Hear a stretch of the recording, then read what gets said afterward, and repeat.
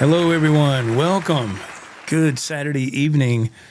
Oh, man, we're back. Once again, that was a quick week. It is Valentine's Day, so if you celebrate that, happy Valentine's Day. February 14th, 8:30 p.m. Eastern here in the Carolinas. And, wow, it's beautiful outside today. This evening, it was today, too.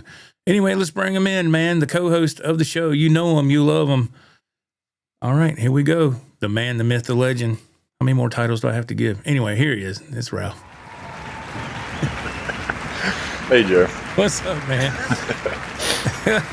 How are you doing? I'm doing pretty good, man. Pretty good. Now that I know how to work this pop-out chat deal, I can actually see the chat really well, and I know last Saturday I had some kind of hesitation. I was having trouble with trying to move the chat, and it was, it was freezing up. It was all this stuff. Yeah, and that was my bad. I was trying not to do that, and now they have this new feature where it's called a pop-out chat, and it takes up half the screen, but it's at least you can see it now, and you can, so it should be okay. But yeah, man, doing pretty good. I'll let Ralph take it, man. We had a good day yesterday. Went over there and hung out. It was fun, really fun, man. I'm sitting here looking at all these speakers that are in the background. Like, I'm gonna have to kind of rearrange them so it works in this room on a daily basis, as opposed to trying to get to the kitchen. I got to move this speaker out of the way. So I'm just going to arrange them to where it makes sense. But man, I love all this stuff in here. It's incredible. Yeah, had a great time. Yeah. We had a good time. Yeah, I was able to get to Ralph's yesterday and take all the equipment and all that stuff, and it actually it went pretty good, man. Getting the stuff set up and getting it. We had to do a few sound checks and stuff, and I tell you what, so far those Alto PA power speakers and the stands, they're doing the trick. Yep. Those things sound excellent. Man, I know they're Bluetooth too, so I linked them to my phone and played some songs. Holy crap, man! Holy crap, it sounds good.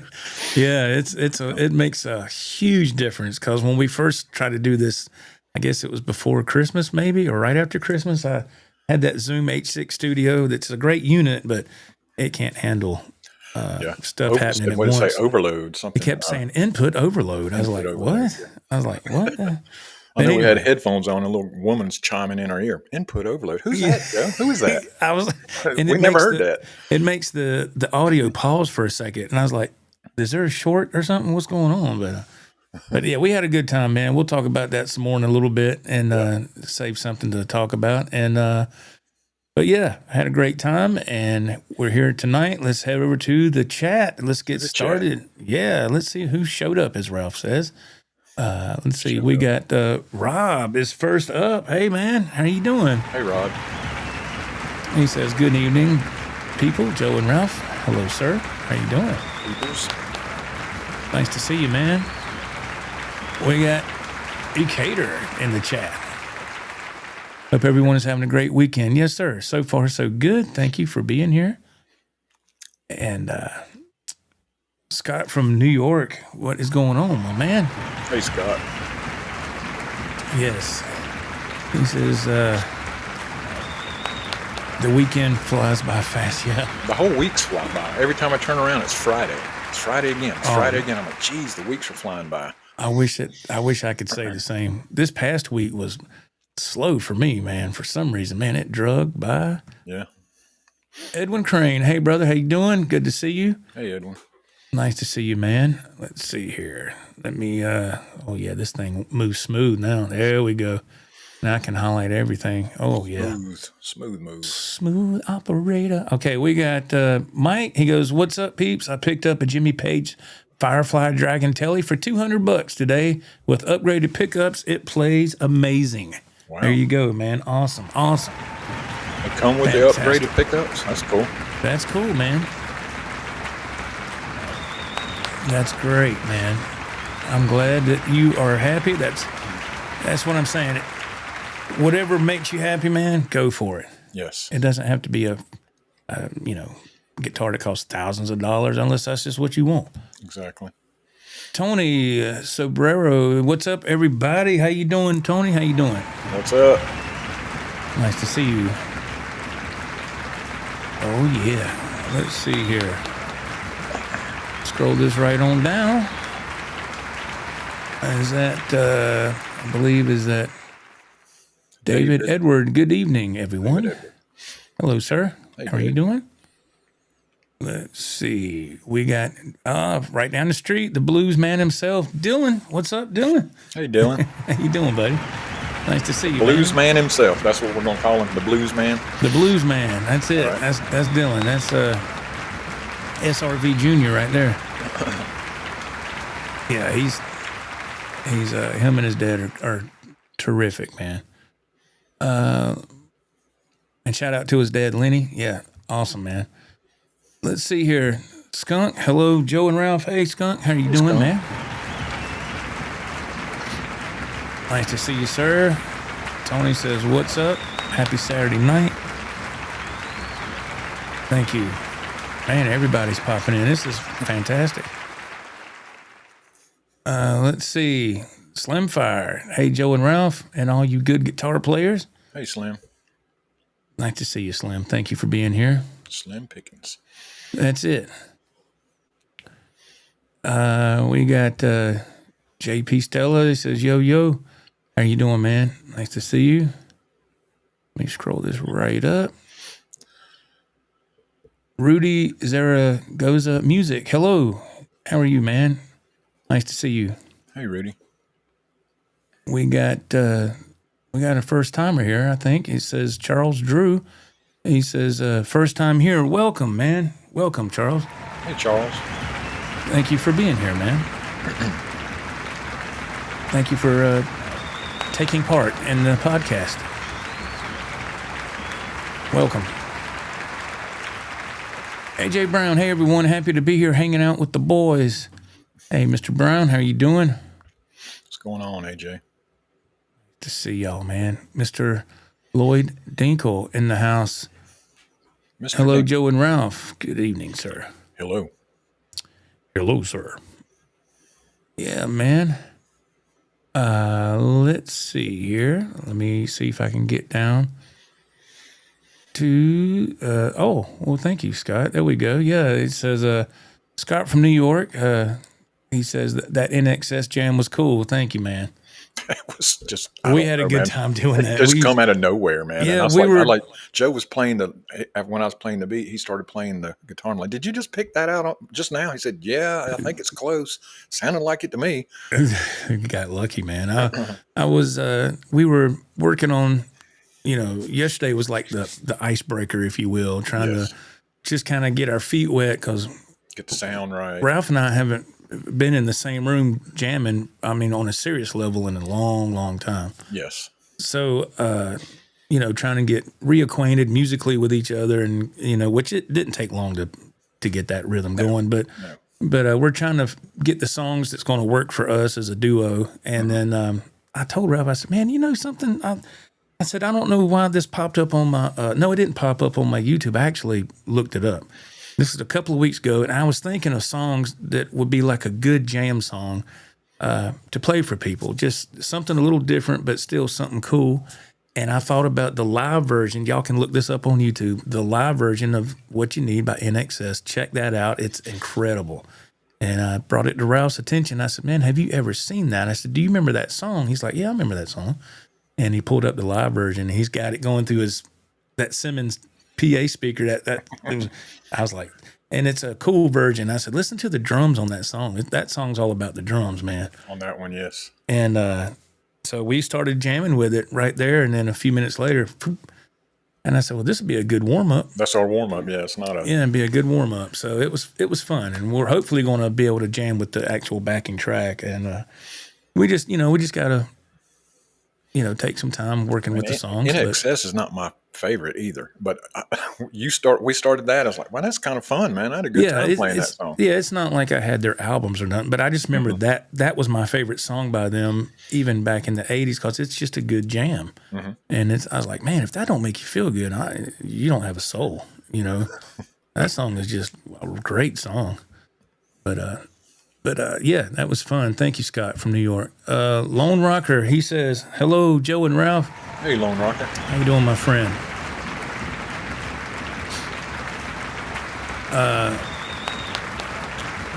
RD, what's up? What's up, man? He goes, all right. All right. Yes, sir. How are you doing, my friend? Good to see you. Scott says, Ralph, your weeks fly by because you're retired. Man, I'm telling you, they're busier. My weeks are busier now than when I was working. It seems like I don't have time to get bored. Let's see here. Mr. Kerry Crouch, how you doing, sir? Kerry. Nice to see you. Slick Rick, what's up, Slick Rick? My man Slick Rick is on the road tonight. Him and his beautiful bride of today's their anniversary. I don't know. I think it's, what, close to 20 years. I don't know, Ricky, exactly, but shout out to Rick and his wife, Dina. They're on the road. I imagine they're heading to California in the big rig. So, man, y'all be careful out there. California. Yeah, man. Yes. Please be careful and be safe, man. Let's see. Alex, he says, love watching you guys. Good times. Thank you, man. That's really nice. Thank you. We're just hanging out. Yeah, just hanging out. And we're all just having some good conversation. Yep. All about guitar and music and movies. And just a fun time, you know. Metal Mark, he says, do y'all like the new album from Black Swan? Red Beach, Robin M. and Jeff Pilson. Oh, I've not. I haven't heard it. I didn't know anything about it. That's interesting. That is interesting. Yes. Sounds like a little super group going on there. Yeah, sounds like it. Pardon me. Man, I had to sneeze. Okay. Yeah, that sounds cool. Let's see here. We got Richard Hole. He says, hello, guys. How you doing, sir? Nice to see you. Rico B, he says, hello now from a wet Texas. Don't like it wet. Yeah, yeah, that was a cool picture, Rico, you sent me, man. That was awesome. I appreciate you sharing that. That was the other night. Yeah, that was awesome. We got is that Andy Dillard? Hello from Detroit. Yeah. Detroit Rock City. Detroit Rock City. You wanted the best. You got the best. That's awesome, man. Thank you for being here. You wanted the best. Well, you got us. So. Yeah, you have to settle for less with us. So yeah, that's. Let's see here. The dog he says, the guitar that you'd never be seen playing, I'll never touch. I hear you, Dogpa. Yeah. He likes to throw that whole tagline in there. I hear you, man. Yeah, I hear you. Metal Mark, he's from Houston, Texas. Nice, man. That's nice. Thank you for chiming in and sticking around for the show. Really appreciate that. Let's see here. We got Mike E. Okay, Mike E says, hi, guys. Anybody recently carry on an electric guitar on a plane? This is a great question, by the way. I'm asking because I'm thinking of chancing it or buying an extra seal for it. It's a Telecaster, so I'm thinking it'll be okay. I haven't personally done that. I have seen videos on YouTube. Now, if it's still this way, I don't know. So you might want to do some more research on that, Mr. Mike. But I've seen guys going to, you remember when that rock and roll fantasy camp used to be a thing, Ralph? It still might be, but you know, they used to promote it really heavily years ago. Yeah. And there were some guys I seen that they put their videos on Facebook. They got to the airport and they had a gig bag on their, with the shoulder straps. Yes, on their back. And it was what they call a double-sided gig bag. So you put two guitars in it. And they was able to take that on the plane, and he put it it was able to fit in the overhead. Wow. I was like, good God. So they didn't have to check it. Because I was like, I know that thing ain't going in the luggage compartment in a gig bag. It'd be ruined. We were at the guitar shop, and they had those flight cases. Yeah, he chunked the acoustic, but they had cases for electric guitars as well, which were a little more solid. Yeah. Yeah. Yeah, that was at the guitar shop in Anderson. That was Chris and his crew. Yeah, that was it was called a blues something case. I cannot remember the name of it either. But yeah, that's if you're wanting to check it and put it in the luggage compartment. Yeah, that was definitely what you need. But I have seen people do carry-ons with that. Like I said, that was then. Just buy another seat and put it beside you. Oh my God, you could, but oh my goodness. Like he said, he's going to buy an extra seat, but man, that's whew. I mean, I guess you could, but let's see. Mr. Charles Drew, I hope to meet y'all sometime. Y'all do an awesome job. Well, thank you very much. Thank you very much. That is very kind. Let's see here. We got Tim. Hey, man, Postel, is that right? Hey, good afternoon, Joe and Ralph. Hope you're enjoying your weekend. Yes, sir. So far, so good. Yes. Yes. Thank you. Yeah, I got to go back to work tomorrow, which is, it's crummy, but, got to pay the bills still. Mr. Andy Dillard, he says, I build guitars and donate them to veterans struggling with anxiety and depression. Wow. All right. That is fantastic. It really is. That is awesome. And when I went live the other night, Ralph, I had talked about, and I know you can relate to this. I'm sure everybody can. The guitar really did a lot for me through my youth.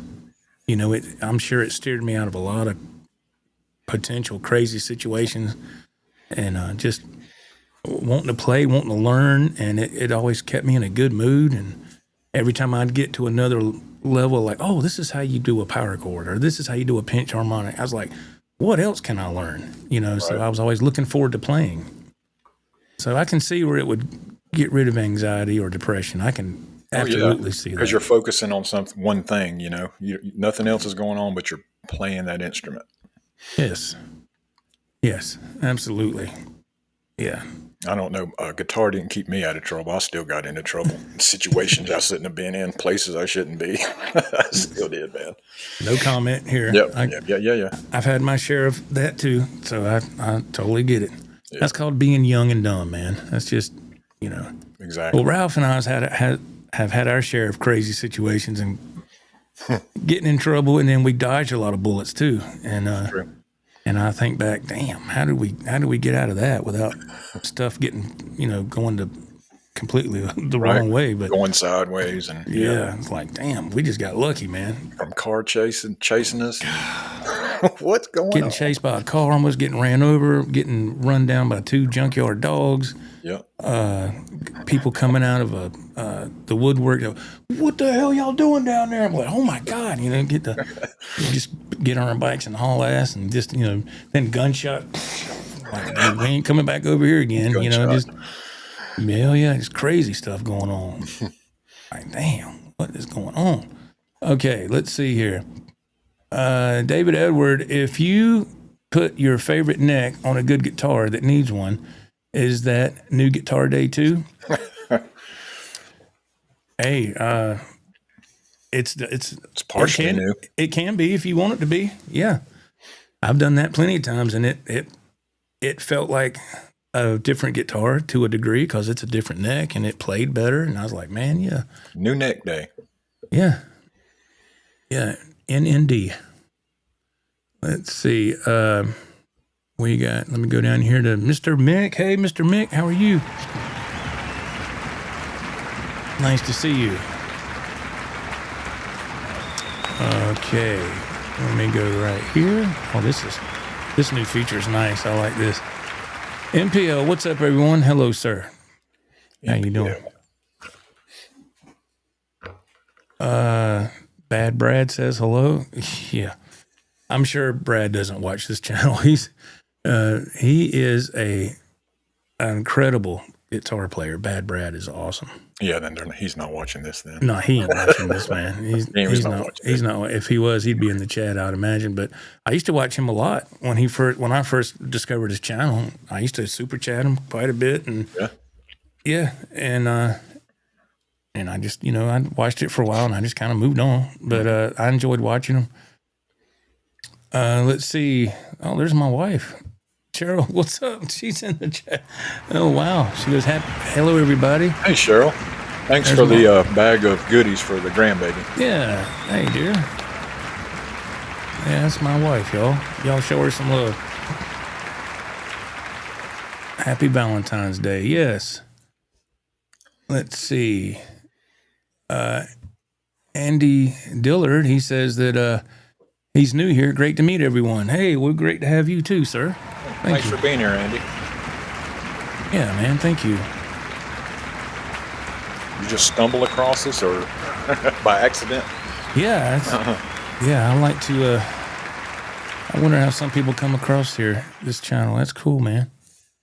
Mr. Mike Morrison. Hey, guys. How's it going? Hello, Mr. Mike. How you doing, man? Hey, Mike. Yeah, we're getting ready to get into the topic of the video here. David Edwards says the guitar I'll never play is a harmony. Always cheap, if my memory serves correctly. Yeah, well, things have come a long way too. Harmony, I remember those when I was a lot younger, and those were kind of it was either that or, well, our first guitars were off Memphis. They were a good step above harmony, not too far, there. But still better in the right direction. Yeah. Yeah. And so, yeah, for me, the guitar I'd never be seen playing, and I have to say that it's a two-part answer here. Mm-hmm. The first one, this is how I felt a long time ago, was a PRS. I was like, wow, you'll never see me playing one of those. And then, of course, last summer, my opinion had changed because we went to,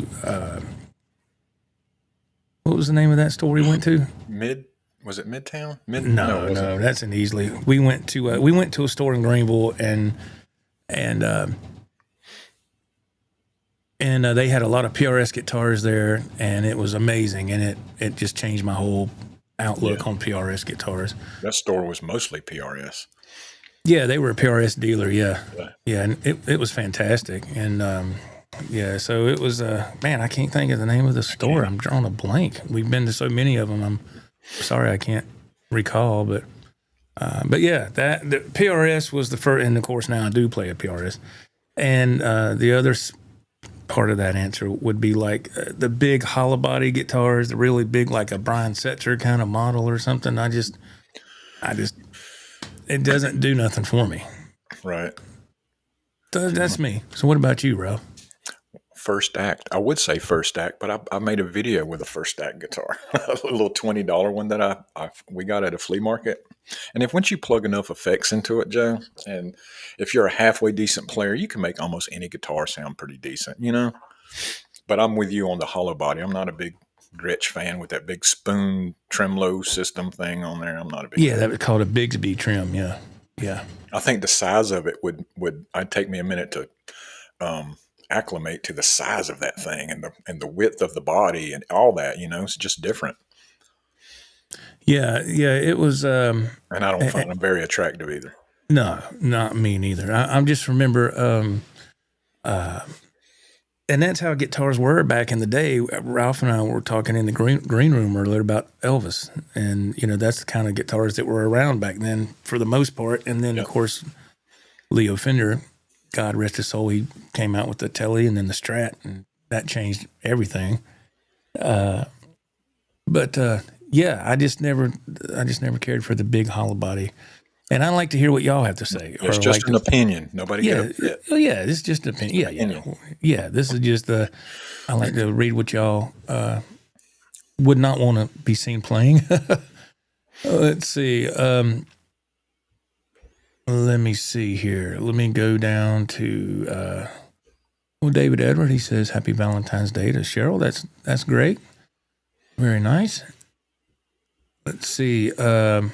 Mick says that he says, "You'll never see me playing an EB St. Vincent guitar." I'm not familiar with that one.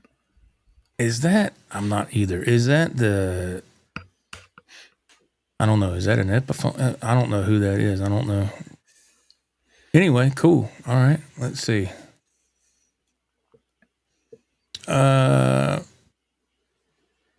Bloody Soup is here. Hey, man. How are you doing? Mr. Soup. Nice to see you.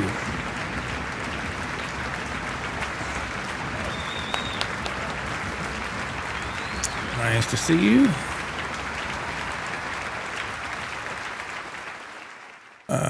Let's see. Let me scroll on down.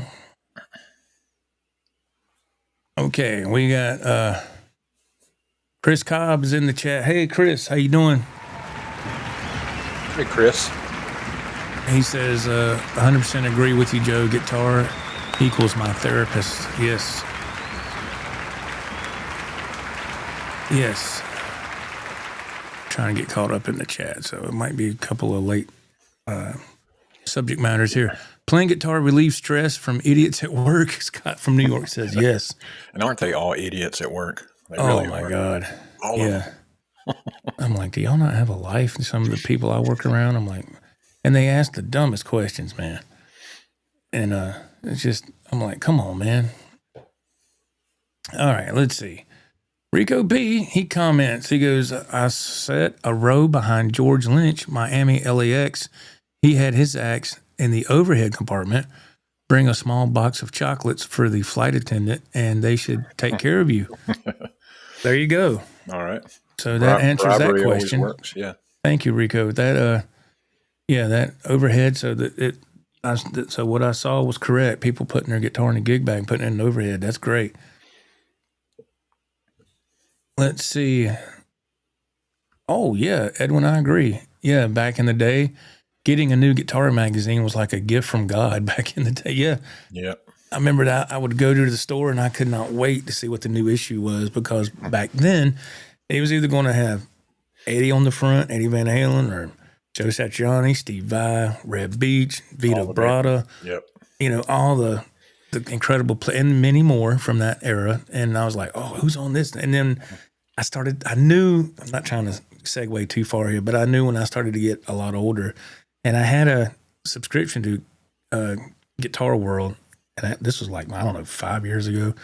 And I was like, okay, it was like $19 for a year subscription. I was like, wow, you can't beat that. No. So I did it, and they'll say, well, it'll renew after the year's up. I was like, well, I'll just cancel it, whatever. But and I started getting the issues, and I was like, who is this? And it had the people I'd never heard of. I said, damn, I'm getting old. You're getting old. I didn't know who none of those people were. And it was the back in the day, people did cool poses, and now guys are just standing there looking like they've seen a ghost or something. And I'm like, who is this?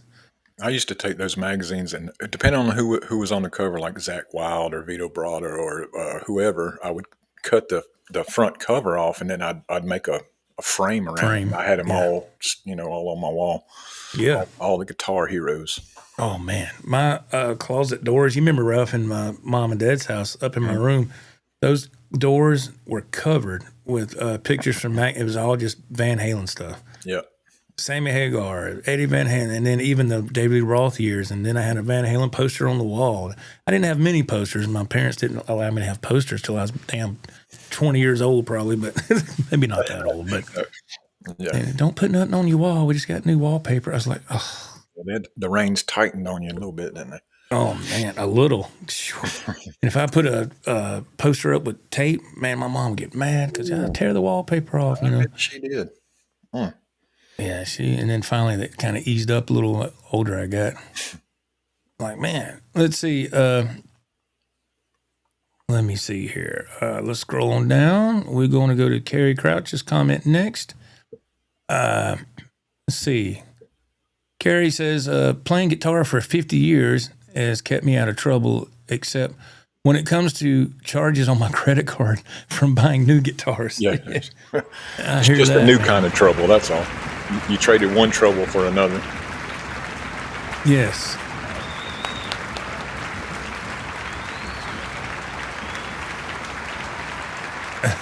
What? Toys. What? world? I don't know. You lost me there, dear. I don't know. You just say thank you and move on, Joe. Yeah, thank you. There you go. Thank you. When your wife says something, you say thank you. Thank you. That's right. Oh, next. Oh, yeah, I see what you're saying. Okay. Now we're coming into the... Now we're coming down in it. Let's see. Let's see here. What do we got? Is that Shred Ward? Is that right? Ahoy, new here as well. Hello, how you doing? Thank you for being here. Wow, man, that's like 3 or 4, isn't it? That's fantastic. Yeah. Wow, they replaced the ones that left.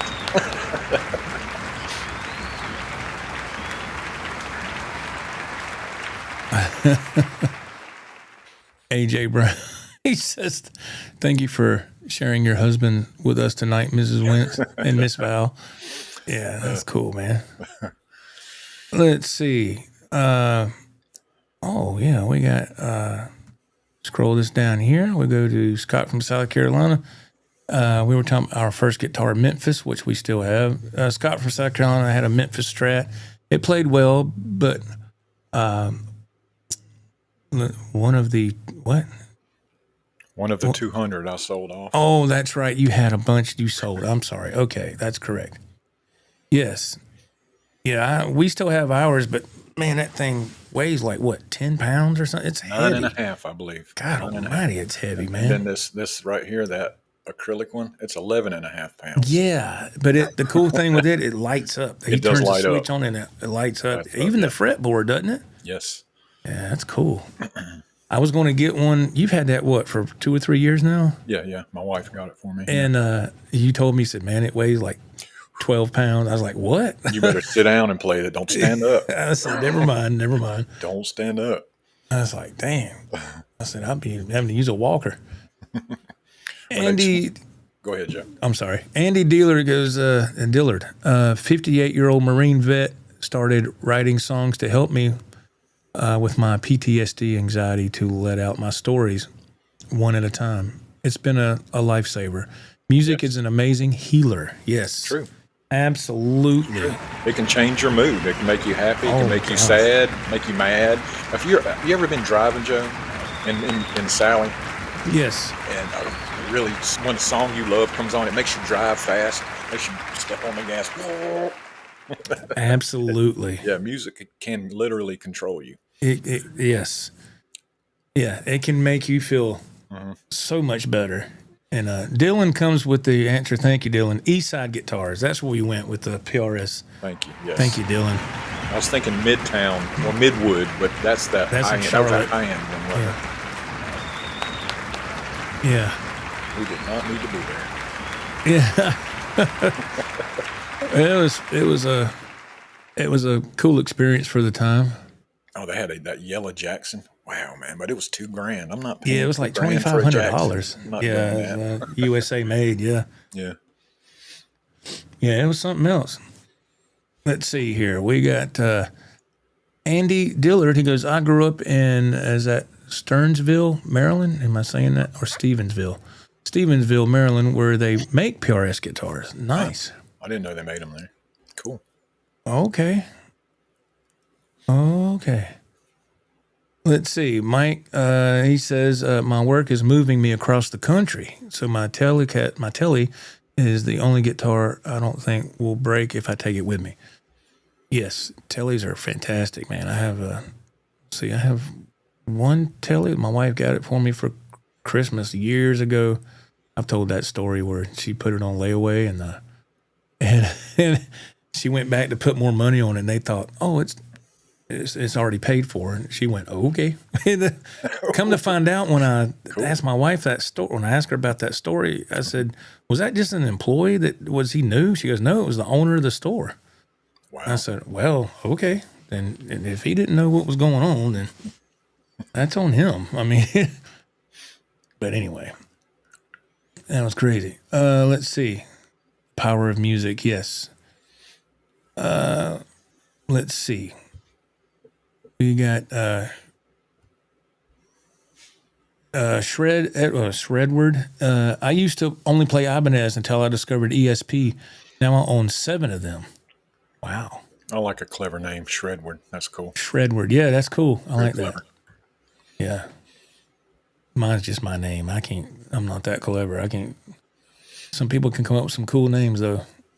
Let's see. The Dogpuss says, my Stromberg is small and light, but it was also $3,500. Man. Good God almighty. Mr. Curtis, the guitar I'll never play is one with no strings. Okay. That's good. Let's see. Skunk chimes in. He says, I'm taking a page from Joe and thinking about things differently. I'm not going to buy any more since I have a tough time storing what I have. I'll sell a few, but that's it. Yeah, that's just, like I said, man, it just got out of control.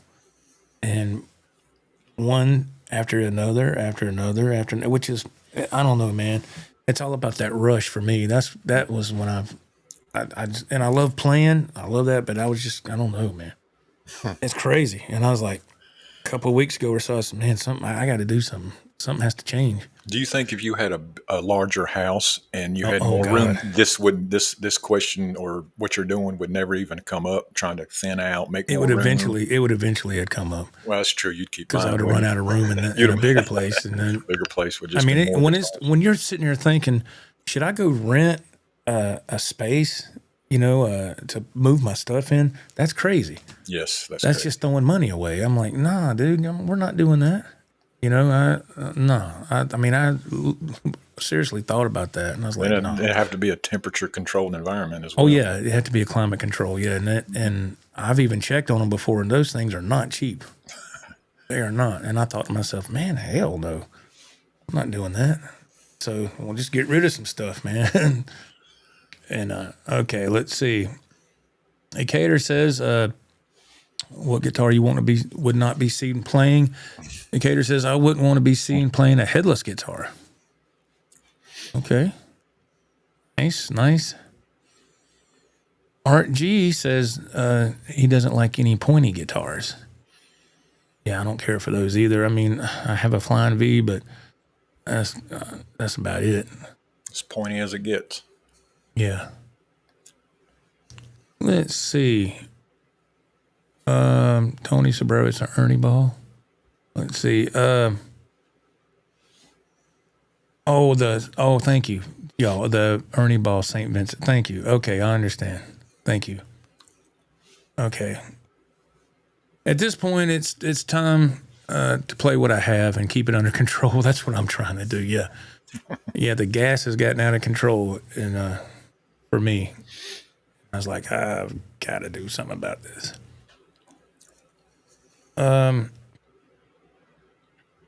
Let's see here. Bloody Soup. I think a thin line telly would be all right, like a 335 or a Lucille model would be a tad big for me. Mm-hmm.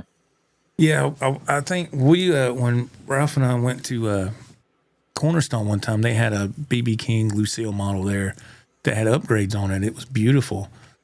And I was like, and it was a good price. And I was like, nah.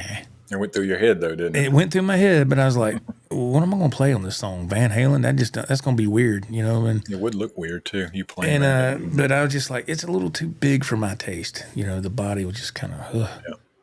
But it did look good, but that was about as far as it went with me. Lone Rocker says, you'll never see me playing a Hello Kitty guitar. I saw Zach Wilde playing one. There was a thing a while back on YouTube I saw of, there was this guy that had a channel. I can't remember his channel name now. It's been a number of years. But he could shred, and he would always play this Hello Kitty guitar, but you never saw his face. You just saw from the guitar body, his hands, about up to here. Mm-hmm. And that guy you could tell he was a younger guy. And he could, oh, my God. And I know then his channel was huge. I don't know. His audio and everything sounded incredible. I was like, damn. But he played a Hello Kitty guitar. And I don't know anything about that Hello Kitty guitar except what it looks like. I don't know what brand it is, or maybe it's a good guitar, man. Or maybe it's got its quality. Just the paint job, you can take that. Yeah, it's weird looking. I was like, yeah, I wouldn't stoop down to that for me. The younger people, yeah, they can get away with it. I've even seen really drummers playing a Hello Kitty drum set, little tiny drum set. Play the hell out of it, too. Wow. Dave Case, he goes, hello, gents. How you doing, sir? Nice to see you.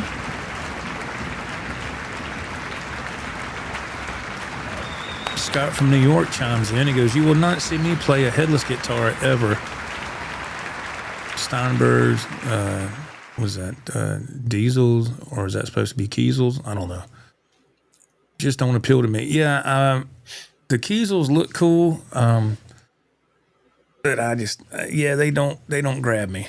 They don't grab me. And the headless guitars don't do nothing for me either. Yeah, I mean, I have the one, and it's odd. It is really light, but it's missing the headstock, and part of it's cut out at the bottom, and the not having the headstock on it, it's kind of throws you off. It has does nothing me. to do with the fretting at all, but it's just not there when you look up. It's weird. It would always mess with me a up. headstock. I know where to stop right away. Mm-hmm. It always messed me up bad, mm. And I'd be like, "Oops, I'm supposed to be a step down," and I had to get rid of it. It kept messing with my head. I was like, "Well, this ain't gonna work." Let's see. A caterer chimes in. He goes, "Yeah, I like a semi hollow body, but most are too big. The smaller ones are awesome." Yes, I agree. Let me see here. Let's go down to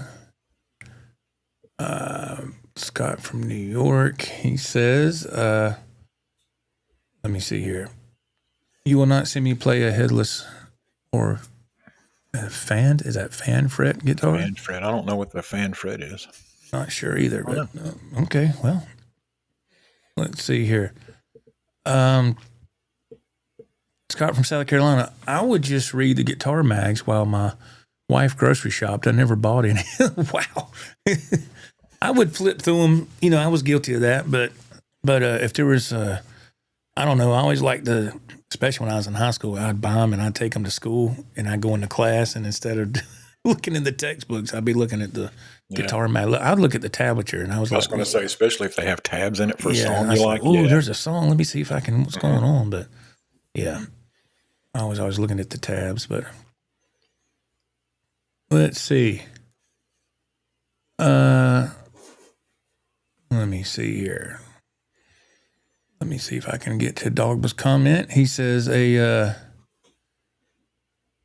let's see, a CS336 is smaller and more comfortable than a ES335, but it costs a lot more. An Epiphone Johnny A is real cool too. The original Gibson custom shop version is very expensive. I bet so. People's knowledge just blows my mind. They can just like that, just that little paragraph there. There's some very intelligent people here. I've learned a lot over just the past year. That's why I'm here. I'm just here to learn. That's all. Me too. Yeah. That's why I say this is the chat show. Tony Sobrero, he goes, EB is an Ernie Ball guitar. Yes, sir. That EB Vincent. Yes. Thank you, sir. Allen Guitars. I like guitar magazines because they had tablature to learn songs. Yes. Mm-hmm. Absolutely. Yeah. That was always a cool thing. But my problem was I'd learn like the intro or something, and I wouldn't go be like, that's good enough. Right. Just I didn't have the opening riff on it. I didn't have the discipline to go, okay, and the solo does what here? Oh, 8, 10, 8, 10. Oh, you wanted the instant satisfaction. Just learn the opening riff. Oh, yeah. Let's see. Metal Mark, he chimes in. He says, I went to the Jeff Tate Queensryche concert last Sunday. It was rad. Awesome, man. Is he still a good singer? I haven't heard him lately. I like Queensryche. Yeah. But I haven't heard Jeff Tate sing, and I can't even tell you when. Yeah, I have no idea. I don't think it's the original members. I think it's just him, and he made his own version of Queensryche, I think. Y'all let me know. I don't really know, but let's see. Let me see here. We got David Edward. He goes, I hate to to duck out so early. I love hanging with y'all. It's 8 p.m. here on a Sunday in Texas, and I need to take the wife out for dinner. Yes, well, that's definitely more important, man. Way more important. Yes, keep the wife happy. Thank you, David. Thanks for stopping by. Yeah, thanks for hanging with us for a bit, man. We might still be here when you get back. I don't know. Yeah, let's see. The King played a Gretsch, by the way, but semi-hollow. Yes, correct. Let's see. Let me go right here. Scott from South Carolina. If you can find one, the Gibson Midtown is a budget $335. Mine is a 2015. Nice. There's Neck Diver. He says, I would never play a reverse flying V. Ugly guitar. By the way, my favorite NXS song is Suicide Blonde. Thank you, Neck Diver. Yeah, that is the one we saw that's the one we saw, Ralph, at Tony's Music Centro. Yeah, the reverse V, and you were like, "That's the ugliest thing." It is. It's so interesting, but it's ugly. Yes, yeah. It was. Ralph said the only way I'd buy that is to be a conversation piece. Yeah, yeah, exactly. I'm glad somebody took the time to do that, but I don't. So I could see it, but I don't want one. Yeah. Yes. Oh, Cheryl's talking about the next thing coming your way, where for y'all, Ralph, are the toys for the baby. Oh, that's what it is. I appreciate that. Yeah, that's nice. Okay. All donations are accepted. Yeah, there you go. Let's see here. Let me go down here. I know I'm trying to get caught up. I'm like 15 minutes behind the chat. Andy Dillard, I'm sharing your live feed with my friends. Oh, wow. Thank you. Appreciate it. Thank you so much. Oh, Edwin, you're crazy, man. You're crazy. Let's see. Joe couldn't have the swimsuit issue on his floor. No. I could see his dad's face right now. I had a poster one time on my wall that was it was a pretty cool poster. I was like, that's cool. Put that on, and the next day it was gone. I was going to ask you, how long did that stay on the wall? Maybe not even 24 hours. It was gone. Yeah. And my dad pulled me into a room upstairs. What the hell, you got that on your wall? And I was like, what is the big deal? He goes, your mom ain't going to put up with that. So she must have chewed my dad's butt out, and then my dad chewed me. And I said, where is my poster? He goes, it's in the damn trash. I was like, oh, my God. See, if your mom wasn't there, he'd have been, all right, boy, I like that poster. But since your mom was there, trash me in trouble. I saved up, man. I saved up for that poster, too, man. Like, man. Yeah. It had that chick. She was watching the Corvette, and it said on the bottom, it said squeaky clean, and I was like, oh yeah. And then I know there was one with I think a truck and three girls wearing bathing suits bent over, and it said Holland tail. Yeah. Oh yeah, those the wild days of that are the youth are gone. Let's see, way gone. Let's see, Scott from New York, he says, I have an ad from an old guitar for the practicing, I think, musician.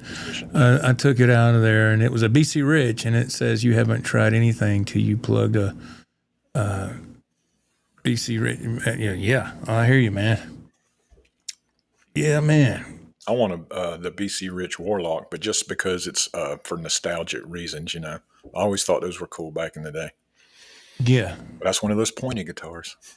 I remember you saw one of those at when we was at the that guitar preview show. Was it red with the black outline, I believe, or was it black with a red outline? It was black with a red outline. Yeah, okay. The Super Sonic Guitar Show or whatever it was. Reminds me of Lita Ford when I see a BC Rich. Me too. That. Yeah. Yes. Let's see. Dave Case chimes in. He says that guitars for me are for playing and art is for hanging on my walls. I agree. I think they're pieces of art. Mr. Curtis, I like the looks of a Steinberger guitar, but I wouldn't pay thousands of dollars for one. No, I wouldn't either. That's why I got a Leo James version to see if I liked it or not. Yeah. Yeah. Slimfire, I keep all my guitars in their cases in my basement that stays the same temperature. That's good. That's really good. Jake Weber, he says, by the look of his wall, does Ralph have a Jackson guitar fetish? He is a Jackson fan, yes. Yes, mildly. That's his favorite guitar, yeah, Jackson. Yeah. Even my homeroom teacher in elementary school was named Miss Jackson. Damn, that's right. Yeah. It wasn't. That's just coincidental. That had nothing to do with it. Yeah, but she was redheaded. I remember that now. She was, yeah. She was the one that sent my ass to the principal's office one time. You probably needed it. That's Mr. Clausen. He had that paddle. Oh, I'm sure everybody in the chat knows about the paddle in the principal's and office. You know why I got sent to the office to get paddled? This is going to what young people today be like, that ain't gonna happen to me. Yeah, because we're not the same country we were back then. But anyway, because I didn't bring in my homework. That was it. That was it. That was your first offense? I don't remember. I doubt it. Probably. I don't know. I was pretty bad about my homework. Yeah, I mean, just the threat of going to the office. No. Yeah, that was scary. I kept my mouth shut. I didn't say nothing. They bust my butt with that paddle, and I got hit with it one time. I did too once. Wow. And guess what? I brought in my homework every time after that. Sure did. Yep. Sure did. Mr. Clausen didn't take no lip. Let's see. Chris Cobb, I've had a lot of guitars at one time trying to develop the mindset. Why have all these guitars if I don't play them? Honestly, feel like 5 good ones are ideal. I'll get playing time regularly. Yes. I like the variety of guitars because when I make my videos, you don't want to see the same couple guitars in every video I do. So it makes it, more interesting. Or maybe that's just in my head. I think it's more interesting when the guitars are different. Sometimes I play a lead, a rhythm, then a bass. So, if you see the same 3, or maybe it's just me in my head seeing the same guitars, I just want to have something different, makes the video more interesting to me. I think. But if you're not making videos, it doesn't matter. But yeah, if you're doing video content, I think it's nice to be able to swap them out every now and again, get some rotation going on. But for me, just for my case, it got to the point where if I was wanting to get to a certain one, it's way in the back. I'm like, God, I'm not digging through all that. I've been in there. Oh, money. Not I say that like it's a bad thing. It's just what is going on, and it's oh God, and it's so hot. Maybe it's just me. I was working so hard digging through there. All right, bring out the next 20. And Joe's standing there watching me. All right, 1, 2, 3. I'm sitting with the microphone. I'm like, and this next guitar, Ralph's going. And I was like, that's right. Keep them coming. Just keep them bring them out, open them up, show them for like 30 seconds, close it. Ralph looks at the camera. He goes, he goes, he's like, I'm not doing that again. My first idea was my idea was to bring every one of the guitars out in the case and just have to open up the cases outside and you could just get a running shot. No, that was too much work. When I saw how many cases, we're not doing that. We're just going to do that right here in this room right here. Oh, God almighty. Let's see. Oh, my goodness. Decatur, Rockwise, you could never, Rockwise, you could cover some Ted Nugent since he had a big hollow body. Yes, you could. Absolutely. Yeah. I think it's a lot of it's just what you get used to playing in the beginning, Yes. If you play the hollow body from the start, that's what you get used to. That's what you like, Yeah. Yeah. Next time we go somewhere, let's try one out, Joe, just for. What, a hollow body guitar? Yeah, let's just try one out. Okay. Play some Van Halen on there, and I'll play some Ozzy of some sort. Let's see how that turns out. I can already tell you how that's going to turn out. Oh, man. Let's see. Oh, thank you, User Kid. He goes, the fan fret. Okay. The frets are slanted on a fan fret guitar. Okay. Thank you. I didn't know that. Okay.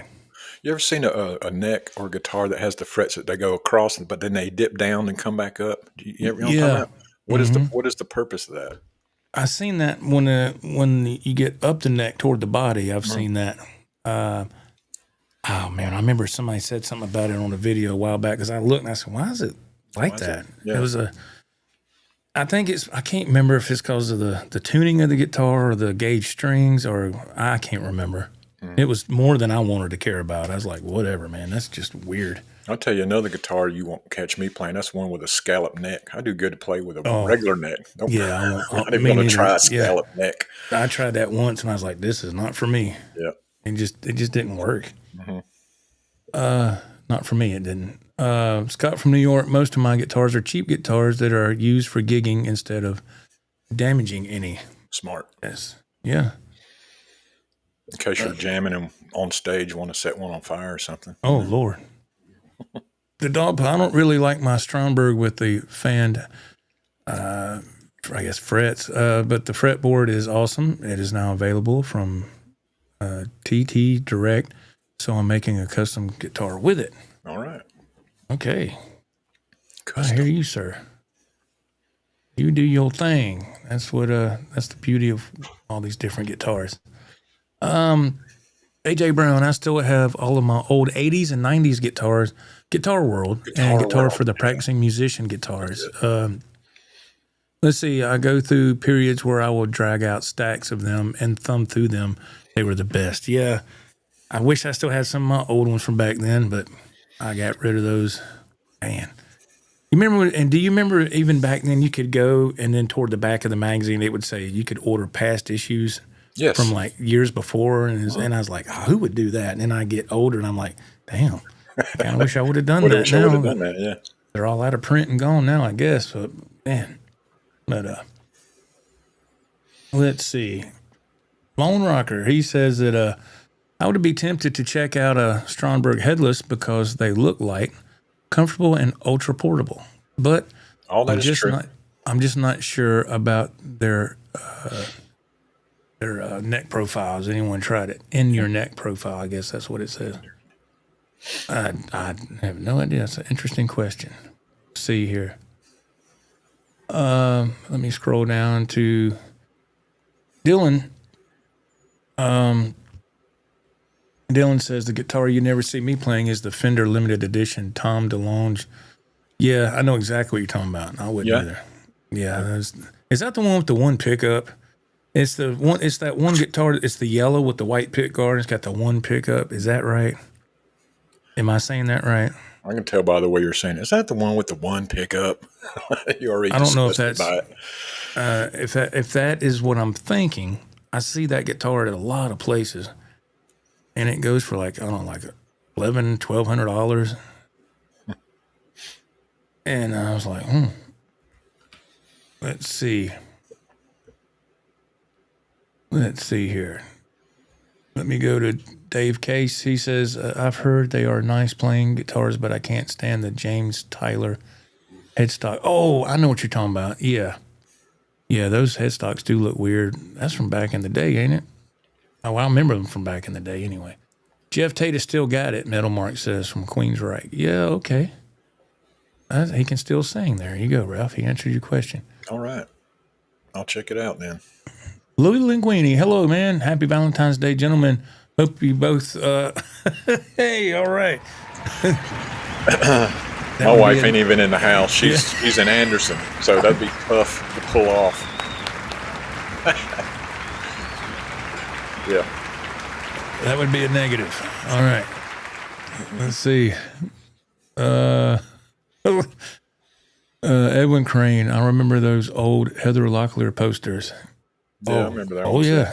Yeah, that was a blue bathing suit, I believe. That or was this? You had Heather Locklear and what was the other?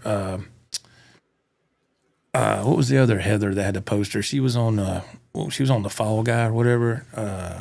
Heather Thomas or something. Was that it? Yes. Yeah, you're right. They both had them swimsuit posters. I remember that. Let's see. Scott from South Carolina, Ralph, I have a black BC Rich Warlock NJ series made in Korea. I need to play one. I mean, I still want it just because, like I said, nostalgia reasons, but I need to play one. Yeah. I'm sure we can find you one at a reasonable price. I'm sure. Let's see. Bill Trainer. He says, "Hey, I'm in the house. What's up, Mr. Trainer? Where you been, Bill? Nice to see you, man." Good. Mr. Dwight Bailey in the house. Mr. Bailey, how you doing? Yeah, Dwight's here. Wow. He is here, yes. Hey, Dwight. How you doing, man? Let's see. Let me scroll down here to Mr. A.J. Brown. We were talking about the principal's office a while ago. Let's see. I used to get sent to the principal's office once a month in high school because my mullet was too long. I get a couple of licks and get sent home and then had to get it cut. Wow. Dang. All right, Pablo Winscabar, what is happening, my friend? He wants to know, Ralph, what is your channel name? My channel? Ralph the German Butcher? Yes. Ralph the German Butcher. There was actually a literal butcher from Germany that had German Butcher or something, so I had to put Ralph in front of it because there's actually a German Butcher channel that actually cuts up meat and stuff. So, and that's where Ralph, his YouTube name comes from, because it's very literal. He was a butcher for years in the and I'm stores. German, so yeah, I don't butcher Germans. No, not that literal. It's just I'm German and I was a butcher. Yeah. Yeah, he cut meat for many years. If you will. I don't like the word butcher. A meat stylist. Meat stylist. He was a meat stylist for many years. Yeah. I remember when you started doing that. I remember you called me. God, what were we, like 18, 19 years old or something? Maybe 20. And you said, "Man, I got this new job. I was cutting 18, meat." I said, "Huh?" 18. I was like, "What?" Cutting chickens for 2 years.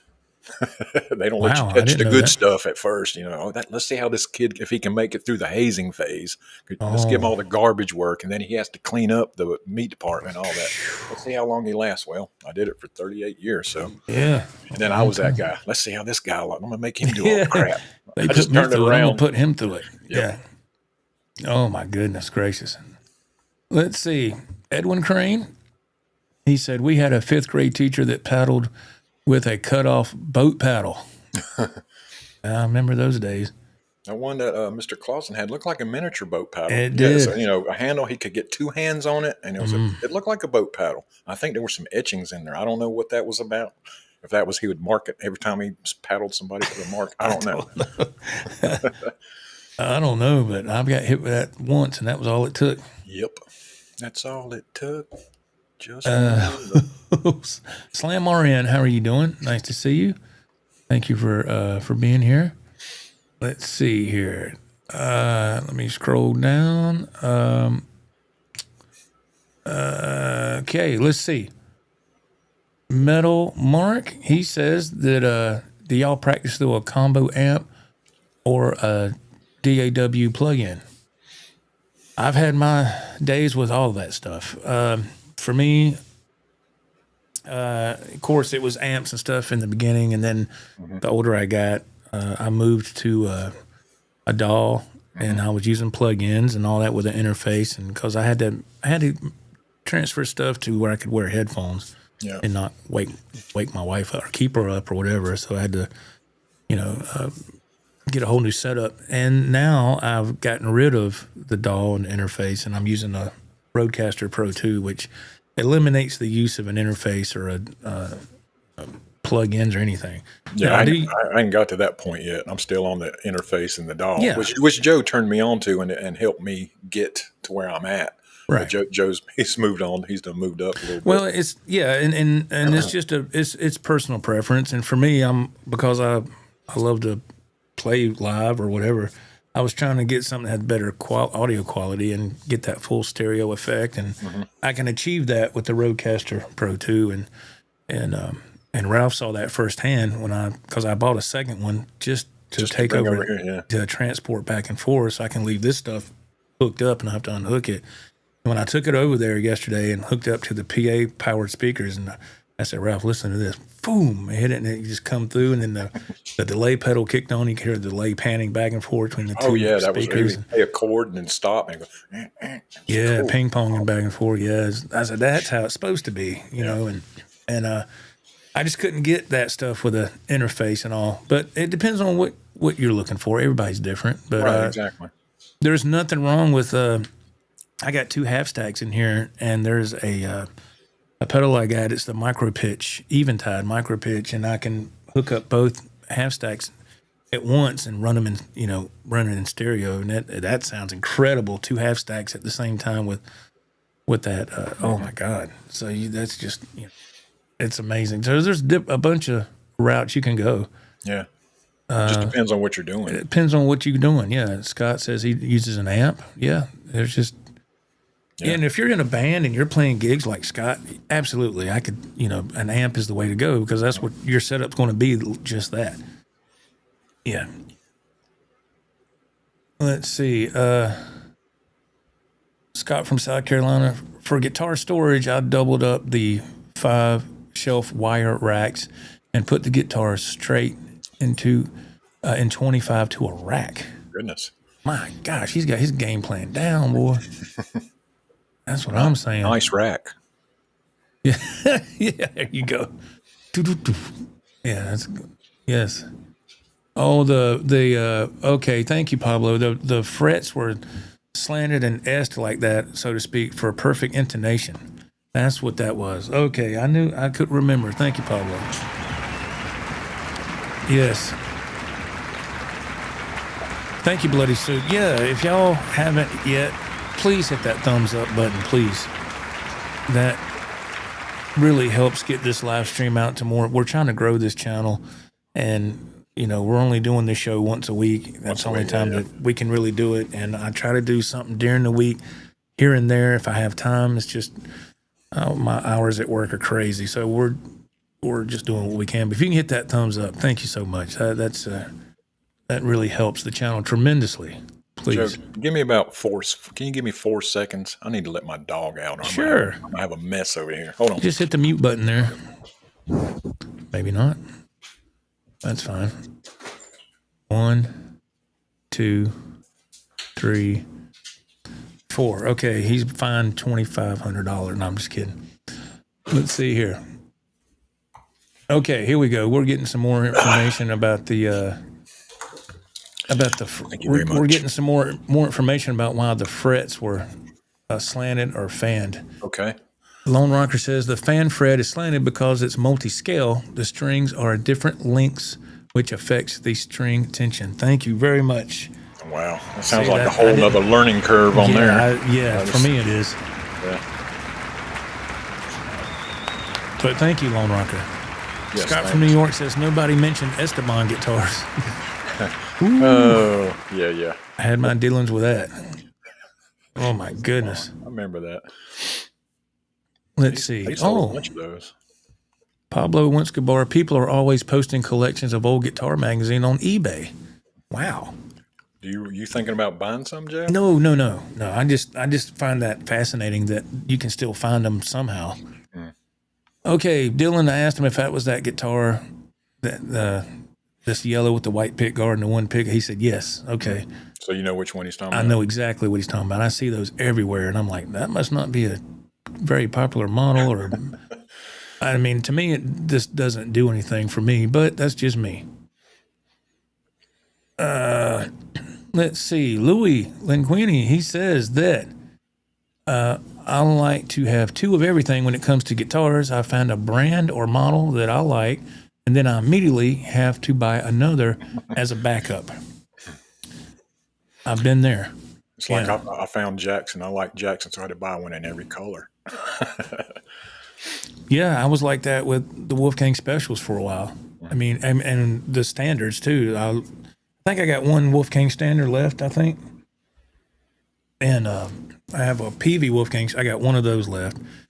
All the other ones are gone. And the reason I say that is I just couldn't. There's the pickup selector switch is on the upper horn, and when you go to tap, my thumb would hit that switch, and if you want the humbucker to be activated, the switch has to be down. So when it's going to hit it, knock it up, and be in the middle position. Man, that's why I went to the Stripe, the Frankie Relic guitars. You ain't got to worry about a switch getting in your way. It's like some guitars with the volume knob. it happens to be in the way when you're playing, so you're inadvertently turning the volume down as you're playing. What's going on? I got to short some. Oh, the volume! I didn't turn the volume down. Happened to me a lot, especially with Fender Strats. It would happen, and I would be like, "Why can't I hit this pinch harmonic?" Right. And I look and the volume's like on 3, and I'm like, "Oh, okay, I understand." Let's see. Let me let's keep on going. This chat is busy tonight, boy. I appreciate it, y'all. This is fantastic. Let's see. AJ Brown. Yes, Joe, the Tom DeLonge guitar is the single pickup Strat. Yes, he's the guitarist and singer of Blink-182. Yes. Correct. Yeah, Heather Locklear and Heather Thomas. Yeah, those were the blonde bombshells of the 80s, yes. You seen Heather Locklear now? She looks rough. Yeah, that poster in the trash. Man, yeah, that's just... it's just life. I mean, look at it's just life, right? Yeah. But they had their many years of holding that beauty. I was like, my God. But,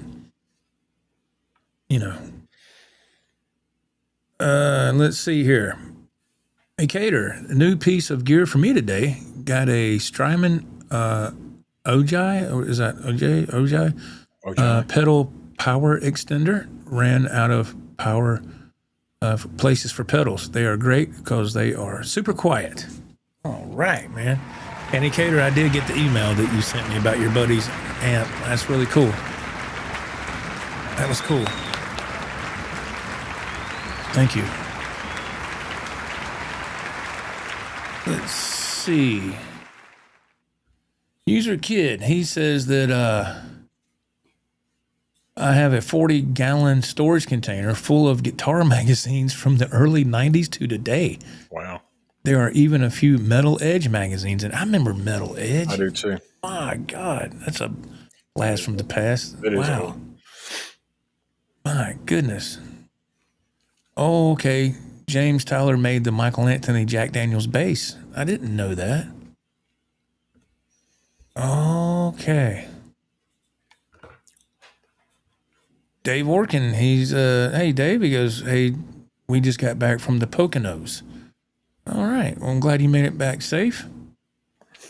I'm talking about awesome. that Jack Daniels bass. I remember watching Michael Anthony, doing a bass solo.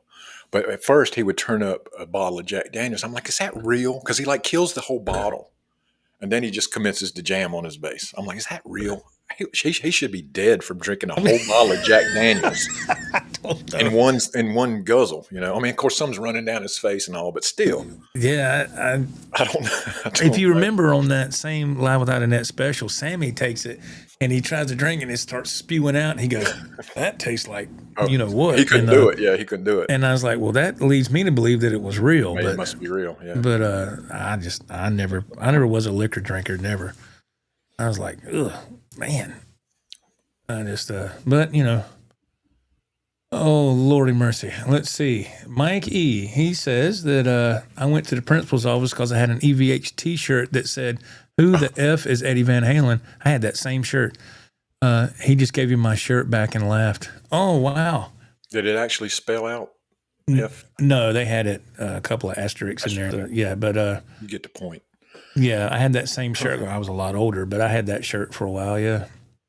I think it was the picture that was on the front was Eddie going like this, and it was probably from the era when, what's his name, was the singer from Extreme, Gary Sharon. I think it was that time period. I think. A good time. No, not for Van Halen, not for me. Let's see.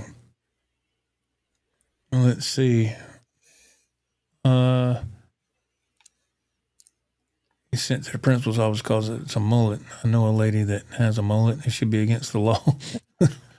Oh my goodness! Man, I remember some schools and stuff. Their hair couldn't touch the collar. They had really strict guidelines. No holes in your pants. Shorts need to be a certain length and all this. Can you imagine? I mean, I don't know, but I couldn't imagine how schools are now today. I have no idea, but man. Oh, Lordy. I'm glad those days are behind us. Scott from New York, a question for Ralph. Ralph, do you use a preamp or distortion pedal on your Boss GTFX processor? Nope, just the processor. Yep. Oh, wow. Okay. Yeah. Okay. Cameron Hart has made it. He goes, say, I'm sorry I'm late. How's it going, Joe and Ralph? The show can start. We've been waiting on you, Cameron. Yes. And we've been thank you, Cameron, for being here. Thank you very much. And Jake Weber, he said that Phil McKnight endorsed your channel and told his audience to check your show out. That's a great endorsement for your show. Thank you, Jake. Yeah, is that a new one? Is this recent? Yeah, because he's done it. He's done it twice. And if it is, I really appreciate it.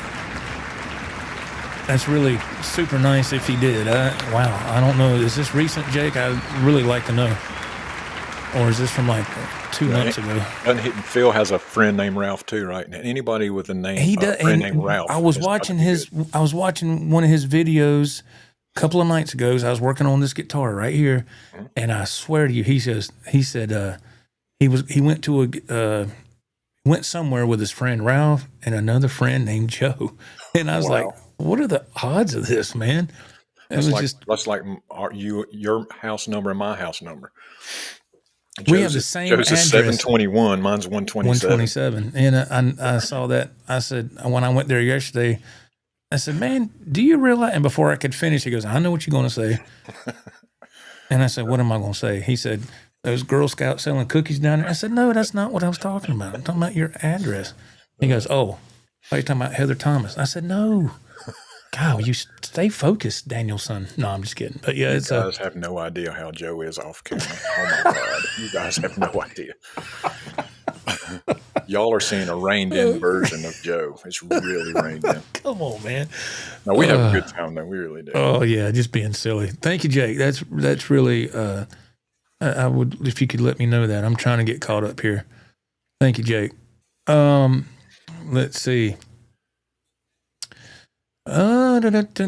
Dogpa says real tube amp into a load with IRs, full pedal board. Going to try a Riviera Silent Sister Quiet cab soon. The Dogpa got some gear, man. Riviera Silent Sister Quiet cab. Wow. Yeah, he's got his own studio. He's retired. He has a good old time. Thank you. Is that Henry Corbin? Hey, man. Thank you. I appreciate it, man. Thank you for tuning in. Hank the Crank. What? That's what it says, Hank the Crank. Pablo. No, I'm looking at this. Oh. Pablo, out of curiosity, why do you have to? I did. I don't remember doing that. I have to look. I don't even know, Pablo. I really don't. You could do that. Yeah. Is it hidden? I have to look and. Yeah, you need to investigate. I have to investigate that. I have Pronto, no idea. Do it right now. We'll be right back. Go ahead. Yeah, I have to look into it, Pablo. Really, I don't know. Must have been when I was setting the channel up. Maybe it was something I did by accident and didn't realize it. I don't know. I will have to really check that out. And I guess because I didn't know, because it shows it on my end, but it might not for other people. I guess that's why I didn't know. And if I did do that, I will undo that because I didn't. I appreciate you letting me know that. I didn't know. Let's see. Let me go down here. Jeff C. Hey, man, how you doing? He says, I just got the new Line 6 Helix Stadium. Works and sounds great. I am able to stop using a DAW and interface now. Oh, nice, man. Moving on up. Yes. Yeah, that's what we were thinking. Dean, is that Dean Allen? Nobody drinks a whole bottle of Jack. Yeah, that's. I mean, Yeah, I understand tolerances and stuff, and how maybe he's been drinking for years, but still. Yeah, that would be. City, I'm one literally. Like, wouldn't that be like thing. Very deadly? I mean. Alcohol poisoning or something. I mean, John Bonham didn't make it from that, but let's see. But what do I know, man? Kevin Newman, hello. He goes, you forgot the Farrah Fawcett poster. Yeah, that's classic from the 70s. Yeah. It's a goldish yellow bathing suit, something like that, if I'm not, or was it red? I think it was red. Was it but red? It was the thing that was wild was that it was that I recall now. I believe it was a one piece. And I could be wrong. Maybe I thought it was, but I never had that poster. Never. I didn't have that one either. But you'd see them at the music and record stores. Yes, back in the day. Yeah. Walk in there and you say, well, there's that poster. And flip through that big stack of poster things. They just keep like a Rolodex, giant Rolodex. Yeah. You look through the posters. Yeah. I don't like that one. Don't like that one. Don't like that one. Yeah. Let's see. Edwin Crane, he said, I've had half a gallon of Jack, then a half gallon of Jose. Good God, man. My goodness. You mean you just possess that, or you drank that? I hope he just possesses it. My goodness. You'll be in the ER, friend. Be careful with that now. Goodness. Dave Orkin, my wife has two cousins named Ralph. Both are good people. See? There you go. See, that's awesome, man. Good vibes there. Let's see. Oh, really? Jake answered the question with Phil endorsing the channel. It was a few weeks back. Really? Oh, wow. That's a new one then. Oh, that's a new one then. Yeah. Thank you very much, Jake. Right on. Damn.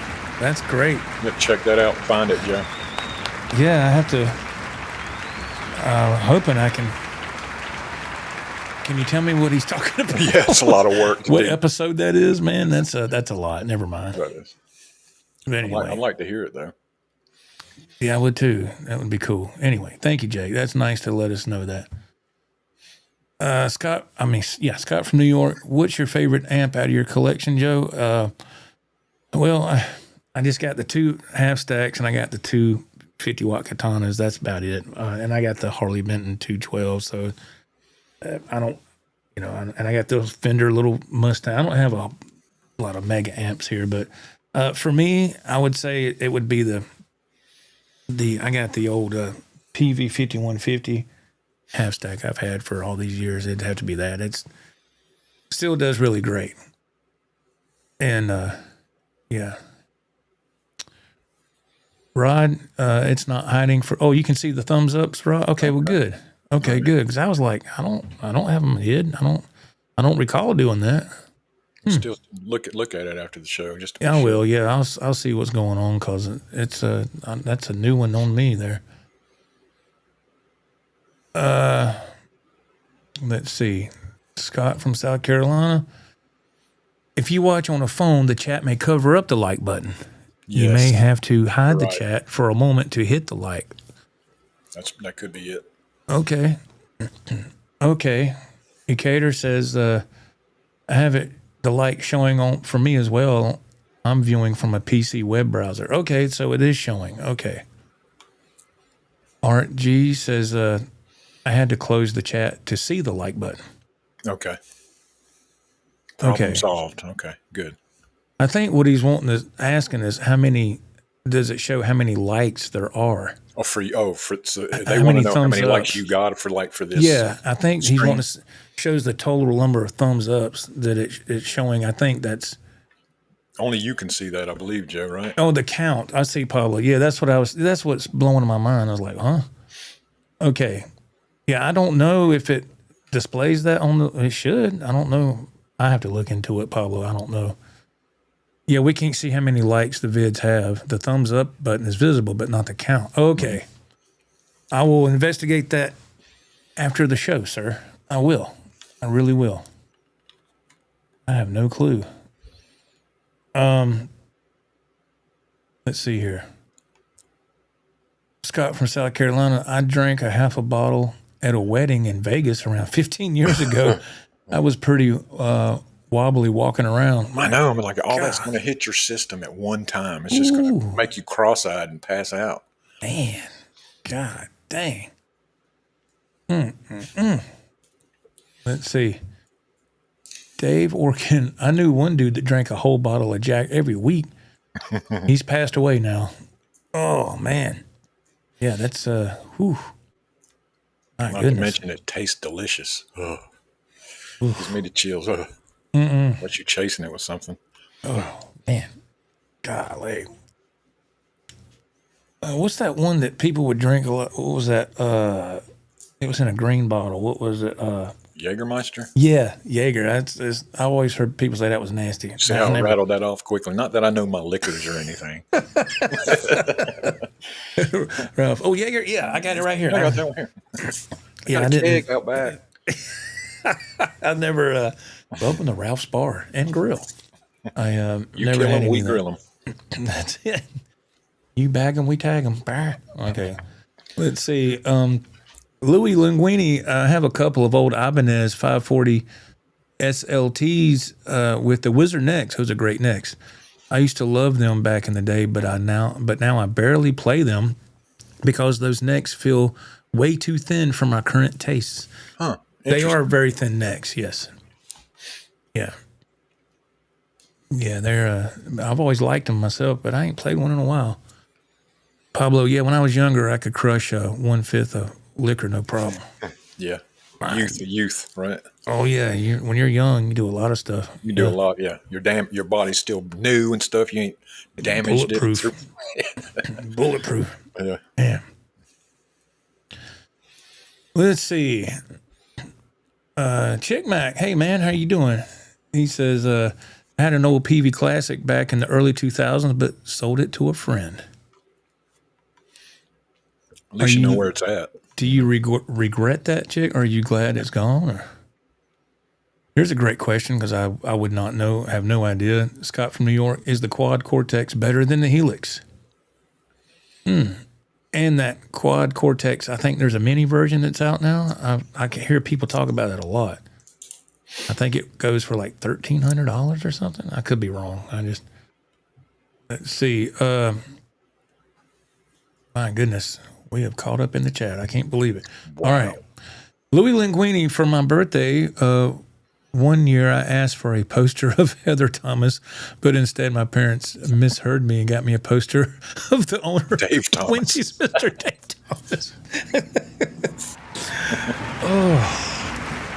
Oh my God. Surely that's a joke. Oh, Surely Lord. they don't make posters of Dave Thomas. Here you go, son. Oh, is that a single or double? Okay. Where's Wendy? Yeah. Oh, man, oh, man.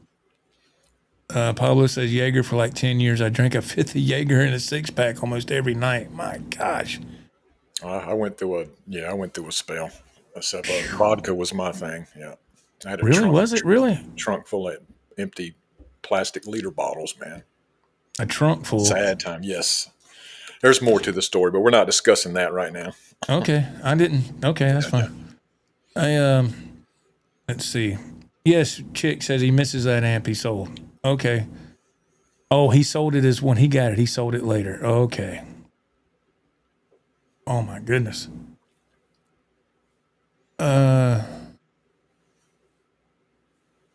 Scott, I'm glad I don't drink or smoke ever. That's good, man. That's good. That is good. That is good. Yeah, I used to smoke, and I quit about 7 or 8 years ago, and I never was that big of a drinker. I remember we were in our 20s. I go to Ralph's, and he'd say, "You want a beer?" I was like, "Yeah," and he'd be like 45 minutes. He goes, "You want to drink that damn beer? You want to?" He would nurse that beer, man. Is that beer hot now, Joe? What are you doing? They do the same thing with a cigarette. He'd light it and sit it in an ashtray.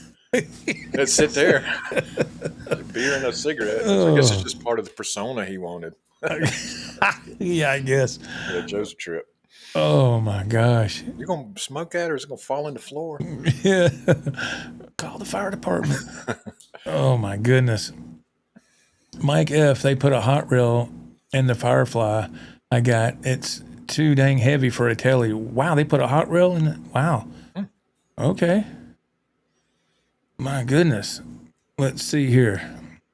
Let me fix this so I can read this. Scott from South Carolina, he says, my aunt and uncle were out of touch and bought my brother a soap on a rope for Christmas. We joked about that for years. I remember soap on a rope. Oh yeah. Oh my goodness. What was the point? I don't either. I don't know. Mikey says, yes, sir, Ralph. My liver is still recovering from Grey Goose, and I haven't drank in 2 years. I lost the taste for drinking. It's been a while. I never, like I said, I never was a big drink. I like to drink a couple of beers once in a while, and then as of about, I don't know, man, it's been months now, 4 or 5 months. I haven't had nothing. I was like, I don't know what happened. I just don't care for it no more. Change, yeah. Just change. I'm like, okay, don't smoke, don't drink. All I do is work. That's it. Work and pay bill. That's it. A lot of exciting stuff going on over here. Just working and trying to go to bed. Let's see. Oh my goodness. Chick Mac says, I drank a fifth of VO at Myrtle. Is that vodka? I don't know. At Myrtle Beach when I graduated. Hate it still to this day. Ooh. I can picture that VO bottle, I believe. My goodness. My goodness. Let's see here. We got Chris Cobb. Let's see. Okay, there we go. I had to move this thing here. QC is awesome. Have one here, and it's all I need. Not sure if it's better than the new Helix. Oh, Quad Cortex. Okay. Rhett Guitarist for the Midnight says Quad Cortex is better. Using on tour. Oh, okay. Okay, nice. Okay. Those things are expensive, man.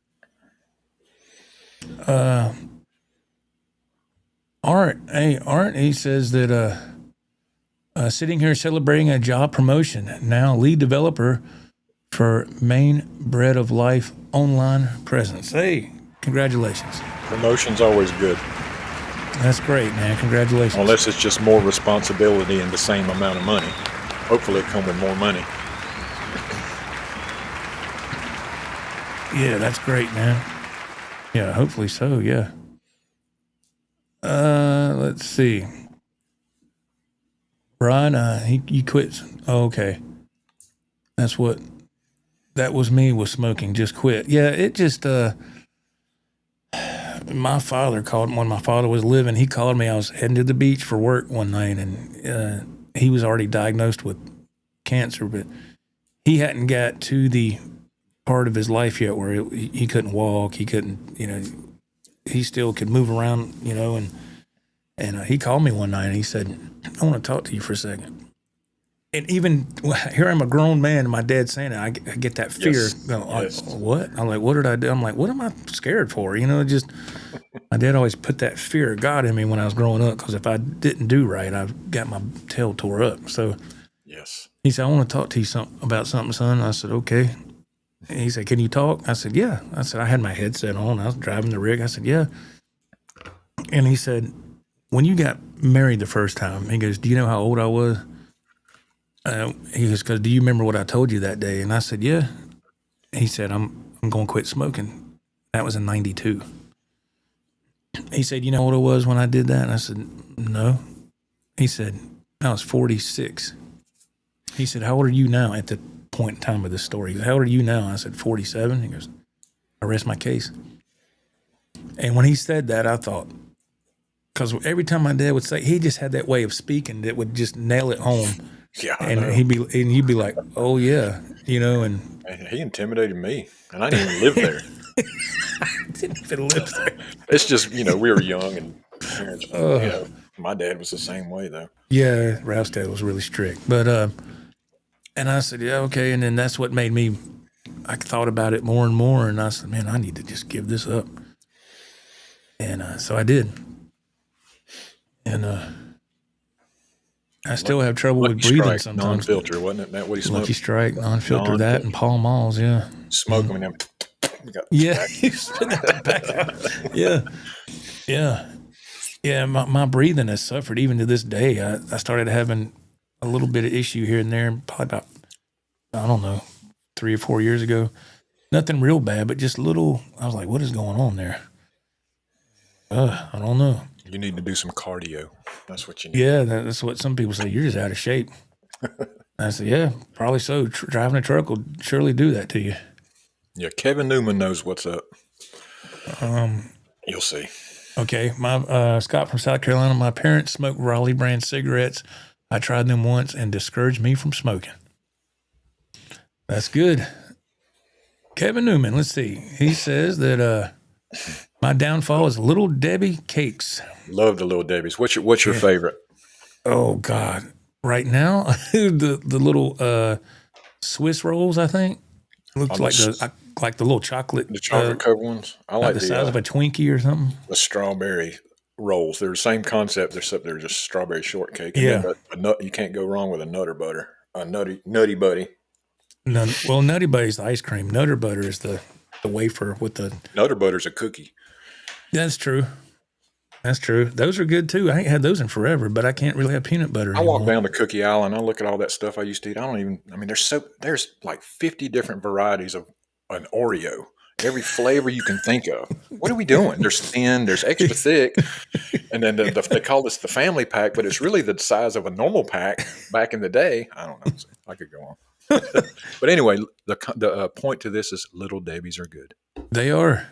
They are. That's your takeaway. If you take nothing away from this show tonight, Little Debbie's are good. Little Debbie's are great. I saw somebody post on Facebook one time. It said back in the day it was Little Debbie. Now it's called Big Deborah. It showed what she looked like now. She's all bloated and big. Had that hat on. I said, that's amazing. Big Deborah. Big Deborah. I said, yeah. Why should drive a truck, big old Deborah. That's it. Lance, how you doing, man? Good to see you. Oh, thank you, Chick. See, it shows I don't know nothing about liquor. VO is a liquor, a Canadian liquor. Mm-hmm. I didn't know. I think that bottle's green. Why do I think that? I don't know. Let's see. Scott from New York. My downfall is food in general. Yeah. Yeah. There's and that. See, since I don't smoke anymore, when I'm going down the road in the truck, you get bored and you get sleepy, and I'll reach in my lunch box and get it's nothing major because I can't have a lot, and I'll get like a Little Debbie snack cake or something. And a Sprite. Yeah. And it used to be I didn't eat anything. I would just not eat nothing, and it just got to the point where I'm like, I got to have something or I'm going to fall asleep here. Man, crazy. A full belly make me sleepy. Yeah. Let's see. Rico B, he says, my kids still can't believe they were smoking sections on airplanes and restaurants. That's true. I had a smoking section in high school.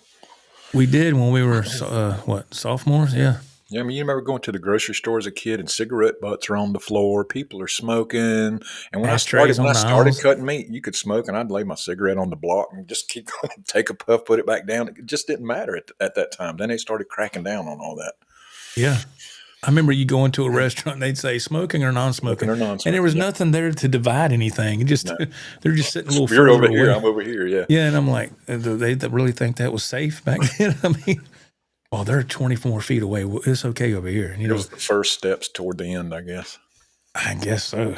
Used to see the ads for the Marlboro Man and all that stuff back in the day. All that's gone. Marlboro Miles. Yeah, remember that? I want to get that jacket. Yeah, I never did that. I tried it once. It was just, I was like, I don't feel like fooling with this stuff. I mean, I'm not going to advertise that I smoke Marlboro. I'm not wearing a shirt, a jacket, and a hat, and shoes, and then a pair of pants. What am I doing? Hey, look over here. I'm a smoker. Yeah. That was the thing in the 90s, though. Got to get that jacket. Mm-hmm. Yeah. Oh, Lord of mercy. Let's see. All right. 1974, NOV, Joe, Ralph, you need to try out Dan's guitar picks. They're so good.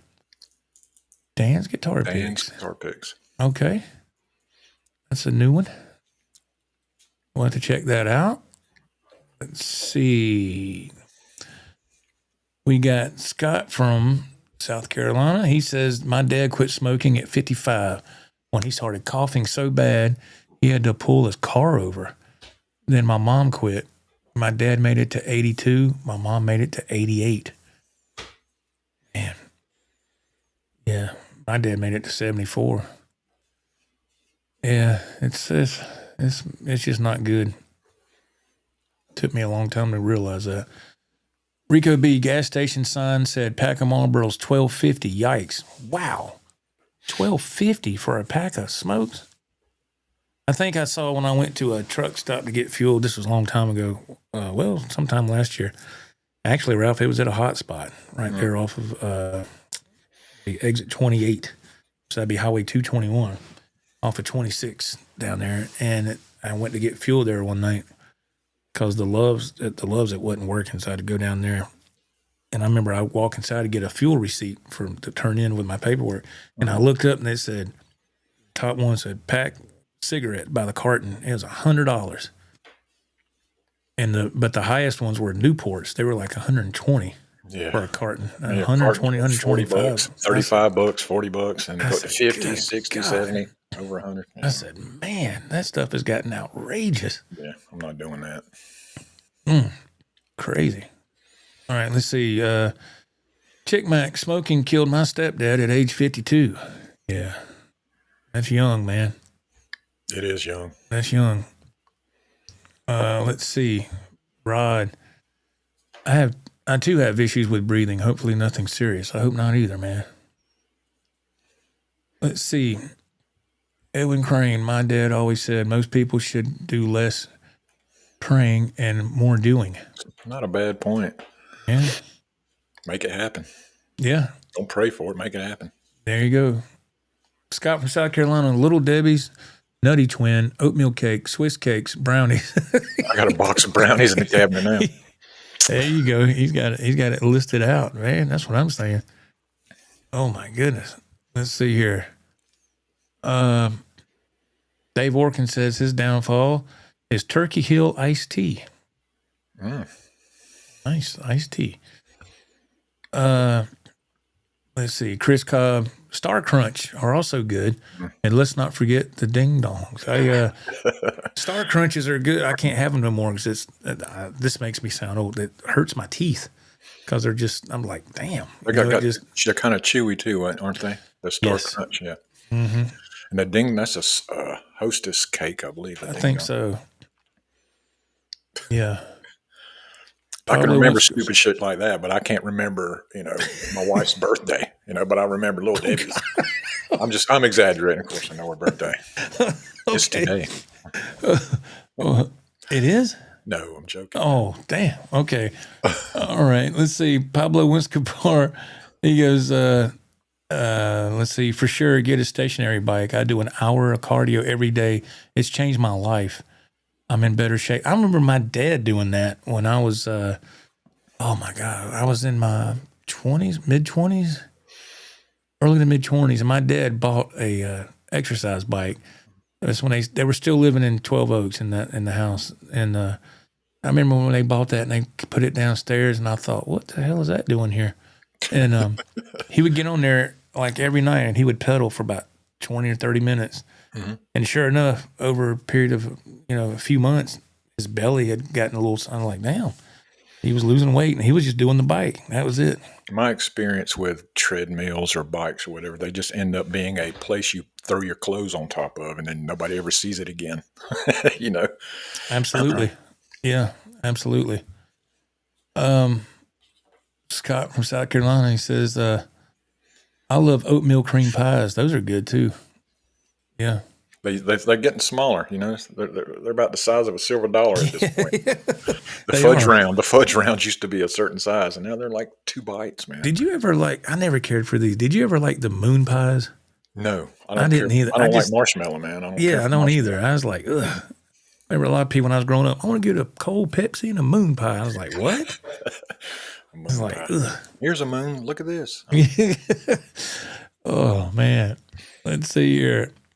Scott from South Carolina. My wife's cousin opened a bunch of Little Debbie brownies and put them on a plate like she made them. And I bet you they were gone. Brought them to a party. I bet you everybody ate them. We now refer to them as Little Vickies. That's Little great. Vickies. That's good. Great. That's great. Yeah, that's funny. Oh, my goodness. Dave Orkin, we used to call Little Debbie's Little Diabetes. Or as Wilford Brimley would say, diabetes. Diabetes. God, it drive me crazy. Diabetes. I was like, that man's an actor and he can't read for crap. Man, award-winning actor. That's the best you can do. Data, tomato, whatever. I guess. Let's see. Pablo says ashtrays on the Mortal Kombat machines at the arcades. Yeah, remember you see burn marks on some of the arcade games too. Yeah, you go poop like it's all melted. Yeah. Oh God, I remember that, man. Yeah. Oh my gosh. See people putting their cigarette on the edge of a pinball machine, and to be doing it and shaking it, and that cigarette would fall off, and he's like, "Man, put my cigarette up." And I'm like, man. I was like, damn. Or playing pool, shooting pool, and they have their cigarettes sitting there. Oh, my God. Camel Joe. Yeah, I remember that. What'd you say, Camel Toe? What'd you say? No, Camel Joe. Easy now. Hey, now.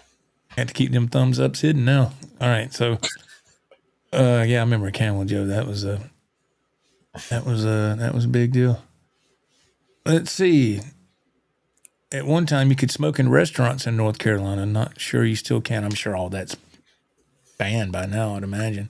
Isn't it amazing how long you can carry on a conversation about smoking in Little Debbie's? Yeah. It's interesting, though. I like to hear everybody has an experience. Everybody has a story. Yeah, I like that. It's cool. It's, let's see. Oh, my gosh. Pedal affected. Hey, he goes, back in the day, they would bring you an ashtray in the hospital. And the doctor be smoking. Yeah. I need to talk to you about your health. While he's doing open heart surgery. Man. That would always blow my mind when you would see, you'd go up to the hospital or something and you'd see a nurse or even a doctor step outside to have a cigarette. And I was like, man, it was the culture, man. It was the culture. What is going on there? Everybody smoked. Man, yeah. Let's see. We got Art says, I saved for a year and got a tent from the Marlboro Miles. It was sturdy, and my nephew is using it now. Marlboro made some good stuff back then. Wow. Interesting. That's cool. That's cool. Cool story. Let's see. Art says that I quit in, oh my goodness. Okay. I quit in 2003 when I went to prison. Never smoked again. Thank God. $12.50 a pack. Wow. Yeah, they say, just what I've heard people say, if you want to get sober and all that, prison will fix you. That'll do it. Yeah, that's that's what I've heard people say. AJ Brown, I used to buy a carton of Marlboro Lights for $19 every week in the early 90s. I remember that exactly. Yeah, I remember when they were $20. $1.25. Yeah, I remember when they were $20 a carton. I remember that. Marlboro Lights. Man, I remember that. Golly. Let's see. Mike E says, I quit cigarettes at 22, but was probably worse because I started smoking blunts like they were cigarettes. Thankfully, right on, thankfully, I've been weed-free for 3 years. Good, man. Yes, sir. That's good, man. Good for you, Mike. That's awesome. Anything you can do toward your health is a plus, man, especially when you start getting a little older. That's great. Rod chimes in. He says this state, Washington, just raised the price to over $21 a pack. If that don't make you quit, I don't know what will. $21 a pack. Hey, man, can you stop at the convenience store and grab me a pack of smokes? Dang. No, I cannot. What'd you say? No, I can't. I'll pay you back. Yeah, how many times we heard that from people? There's a guy worked on his guitar 8 months ago at work. He still ain't paid me my $100. Still. That says a lot about a person. It says a lot, yeah. When I've had borrowed money in the past, it's on my mind constantly, and I hate it. So I make sure it gets paid. As soon as I get paid, here you go. Whatever, $20, whatever it was. Yeah. I don't want that. Try to be nice and help somebody. Yeah, I'll hook you up. Okay. Mm-hmm. No, he just avoids you, don't he? Oh yeah. The last time he told me he'd pay me, we were dropping trailers at the same time at the dairy early one morning. He drove up. I ain't forgot about you. I said, "Oh really?" I said, "You see me now." I said, all of a sudden you remembered. You don't have amnesia no more. So I said, "That's whatever, man." But anyway, let's see. Chick Mac says, "My weakness is Hershey chocolate." I love chocolate. I just can't have it like I used to could. I got a huge sweet tooth. Key lime pies. Oh God. Red velvet cakes. Oh. And I mean, when I say that, I'm just not talking about a slice. You can ask my wife. We go to the grocery store. I'll get a whole cake, a whole pie, a whole cake. I mean, and this is multiples. So I mean, I can't even imagine the amount of stuff I've eaten in just the course of a year. I've got a bad sweet tooth, man. Bad. You'd think I'd be big as a house, wouldn't you? You've lost weight.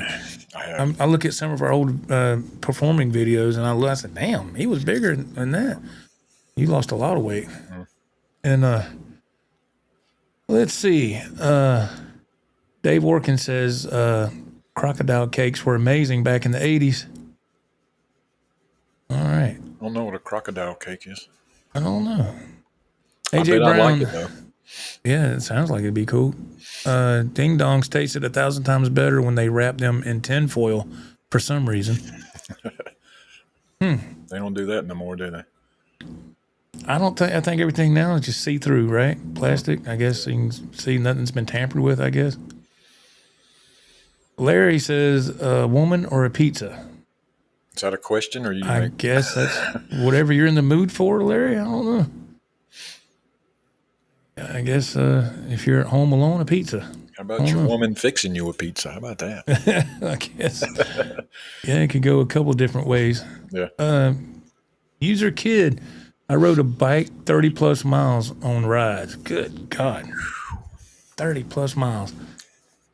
We may have in our early days not knowing how far we were going, and we drove to the airport. We rode our bikes to the airport. We drove. Now we'd wait till 11, 12 o'clock to sneak out at night. Yeah, go to places you shouldn't. There's no traffic out. My God. Except for the people that are trying to kill you. Yeah. It was crazy. I was like, what the hell? If my dad would have knew what we'd done back then. Oh, my God. I wouldn't be here right now. Joe made me do it. Well, snuck out of your house. How did that work? He made me do it, I'm telling you. Yeah. Oh, I've heard that one before. Man. Oh, my God. Let's see. Mike E., he says, yeah, pretty much any time with sugar I could eat a lot of, but if you take sugar out of your diet for a few weeks, it's amazing how you just don't crave it anymore. I've heard that. I have heard that, yes. I have dropped so many vices. I'm keeping the sweet tooth. Oh, man. I was thinking to myself, I was like, damn, I don't, like you said, I don't do it. All I do is work. And, yeah. I mean, I love my chocolate milkshakes. I try to have one at least once a weekend. And I couldn't have one tonight. I ain't got Joe is a master shake maker. Oh, man. He has mastered the craft. I don't have any chocolate ice cream tonight. What's the brand of ice cream you go to? The generic, whatever. If it's Ingles, it'd be what? Laura Lynn? Yeah, when I was young, I'd get the cheaper stuff. Or when the kids were little, now I get Bluebell, man. Oh, yeah, Bluebell's expensive, but it's good. Yeah. Sometimes I'll get Mayfield, which our DFA, the company we are owned by, owns all that stuff now. Mayfield used to be our competition, not no more. Years ago, they combined everything together. So, and you don't see Pet ice cream no more; it's gone. That's true. They put all that into the Mayfield side. So, but anyway, let's see. I didn't know Little Debbie had a website. Wow. Okay. I'm reading a comment. Let's see. We got Pablo Wentz says, yeah, treadmills for sure, total waste. I hate walking, but the bike, I can do other things while I'm on it.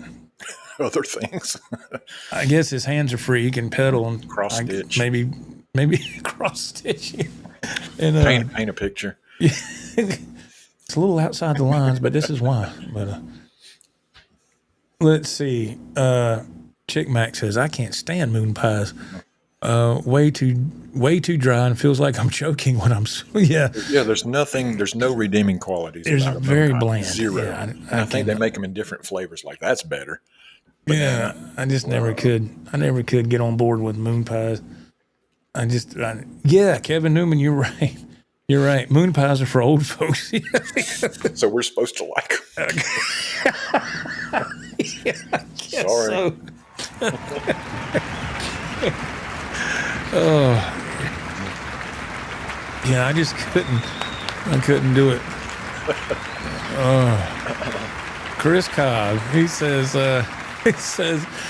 now you guys got me, the Little Debbie website. Yeah. Oh, hunger is getting out of hand. Oh my goodness. Sorry, Chris. Brownies, not the ones with the little colored things on top. Yeah. The little. Oh yeah. Oh my gosh. Oh, that's funny. Scott from South Carolina. They say EVH smoked one cigarette after another. I believe that. I believe that too. Yeah. He seemed to me to be a chain smoker. Yes. Yes. Yeah. He. Yeah. Every time I seen a picture of him or a video, he always had a cigarette. Mm-hmm. I was like, dang, man. But oh well. What was his brand? Do you know? I don't know. I have no idea. Probably Marlboro or Camels, I guess. I don't know. Somebody look it up and get back to us. somebody will let us know. Yeah. A Cater says, I like the zebra cakes. Those are pretty good too. Yes. Evan Crane says, smokers' rights. Yeah, I'm not saying nothing bad about if you smoke at all. I just, these things are just different. I just remember when I was young, like all of us have discussed, it's just things have changed a lot. Oh, man. Let's see here. Scott from South Carolina, he says, I was an accountant at a big hospital. I was surprised how many doctors smoked. Yeah, I mean, yeah. Man. Just the way it was. Yeah, different world, man. Mm-hmm. Different world. I'll look up stuff on YouTube sometimes because I don't watch any guitar stuff. The only channel I'll look at is when I'm working on a guitar here in the floor. I don't even have a workstation. The floor is my workstation because I'll look at Phil McKnight, some of his replays of his live stuff, and other than that, I'm looking up. You know that YouTube channel, Ref? Have you seen? It's called Recollection Road, and he's got millions of subs, and he just talks about, like, for example, how Christmas was in the 60s, how Christmas was in the 80s, and then how TV was in the 80s, and he shows. I'm thinking these pictures are probably from his personal photo albums or something, and I was like, damn. And it shows like some of the old toys when we were growing up, Stretch Armstrong, all that stuff, the Star Wars stuff, and I was like, oh God, I remember that like it was yesterday, man. So I like to watch stuff like that, I guess, because I'm now getting to be that guy. Get off my lawn, I'm getting. I like to watch stuff that they call it like now and then.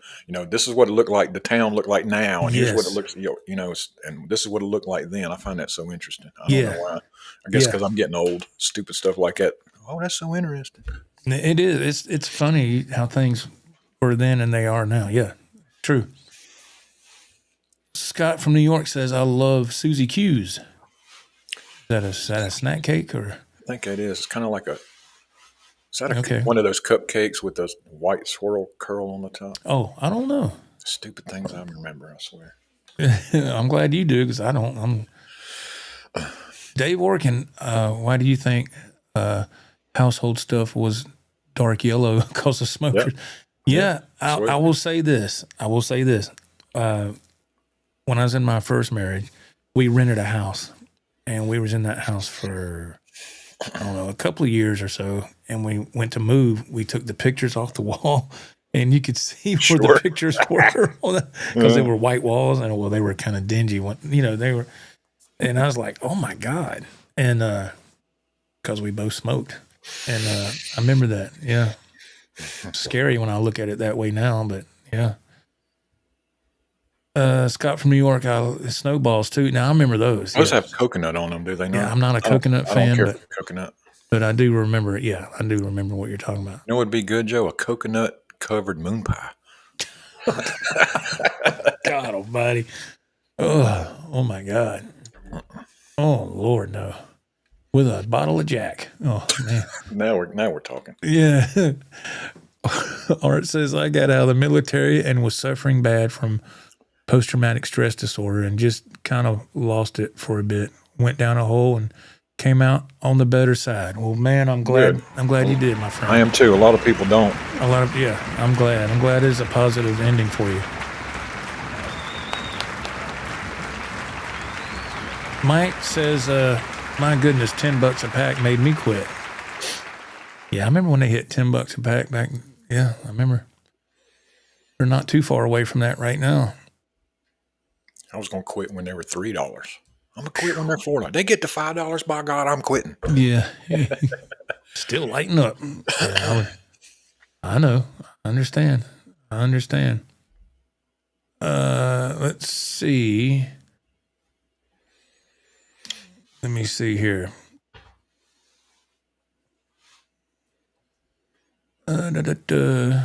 Edwin Crane, I used to do the stair climber at the aerobics gym.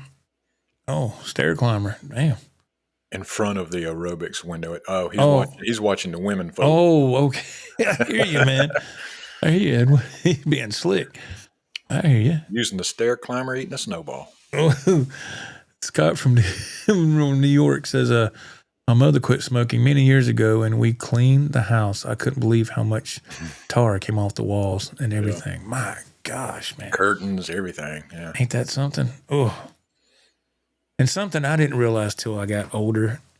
And me and my wife, we would like go to my parents at the lake when they still had their lake house before my dad got bad sick. I'd pack a suitcase with my stuff in it, my clothes, and she would have hers, or sometimes we'd have the same. I'd get there and I'd unpack, and when I opened the suitcase, my clothes had a little hint of smoke to them, even though they were cleaned. And I was like, damn, I can smell that. And I was like, well, if I can smell that, and can smell it on me, you know? Yes. One thing that did come back for me was my sense of smell. It came back twofold. I couldn't believe how strong my sense of smell became when I quit. So it's crazy. Let's see. RG, I remember a room at work where people took cigarette breaks. The white ceiling tiles were stained yellowish brown. It was the days back then, I'm telling you. Man, oh man. Yeah, that's crazy. Let's see. No, I'm not. I can't tonight. Today's been really busy, and I haven't had a chance to do anything. I apologize. I will on the next one though. And on the next one, if y'all want to do trivia, I'll see what I can do about that on the next show.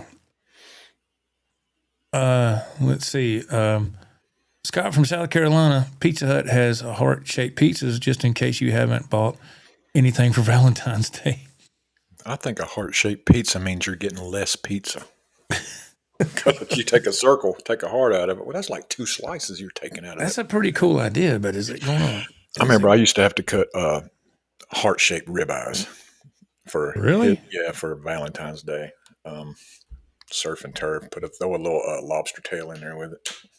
Stupid things. Wow. Uh-oh. There's Val right there. Hey, Val, what's going on? He will eat a whole cake. Ask him about his Krispy Kreme donuts. Uh-oh. Oh, man, I hate. Uh-oh. I got to hear this. What about the Krispy? What? Oh, boy. I eat them, and they're delicious. That's what. Hey, man, I love Krispy Kreme donuts. I love Krispy Kreme. Look, here's the deal with Krispy Kreme donuts, man. You know good and well, from the second you buy them, the clock is ticking, okay? Oh, yeah. They're going to get stale quick. You may have quick. a day, you got that day, and maybe the next. After that, you might throw them in the trash. So, therefore, in my head, I've got to eat those.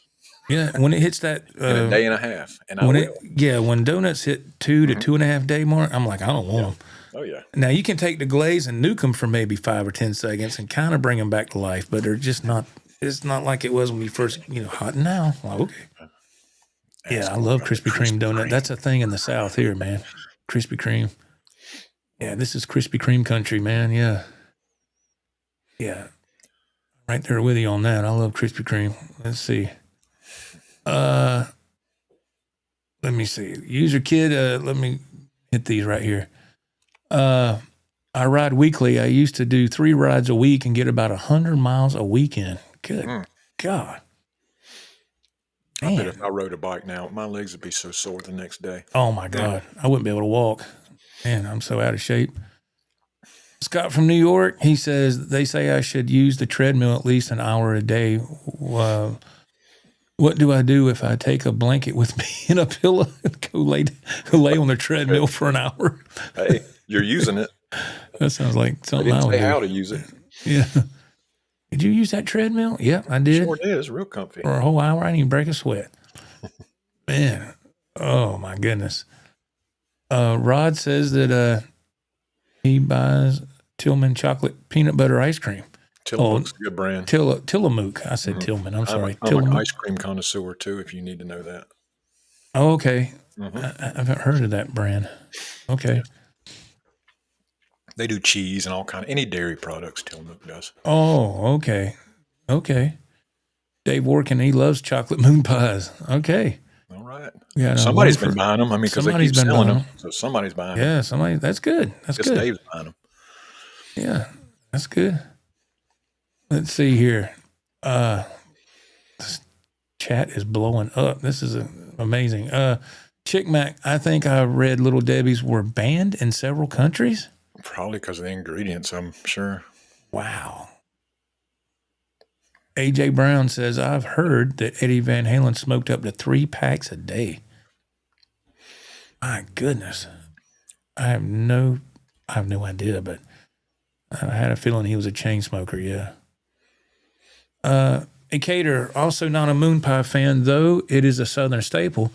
Moon pie and a RC Cola or a knee-high belly washer if you're a real hick. Yeah. Yeah, I've seen that a lot growing up. Pie and a Fresca. Yeah. Fresca. Damn, I ain't heard that in forever. A tab. Oh, they banned that, yeah, because of the what was it? Aspartame. Yes, aspartame. Yeah, there was a video I saw not long ago. Food items that are now banned because they're more research done that they're dangerous because of the dyes in them or like you said, aspartame or whatever. And one of the things they showed was if you were a kid of the 80s, and I thought, oh God, here we go. One of the things they said were Red Hots. Remember the little Red Hots? Yeah.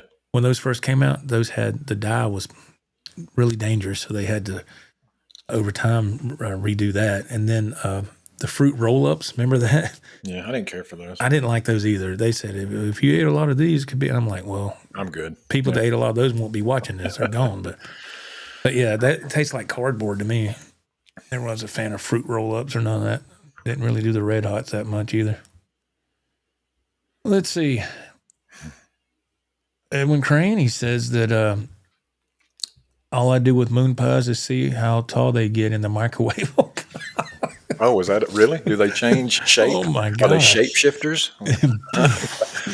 Might just have to try that just for an experiment. Oh, my goodness. Let's see here. Scott from South Carolina.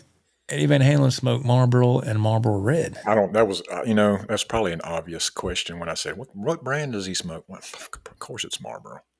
Yeah, I'm kind of sure.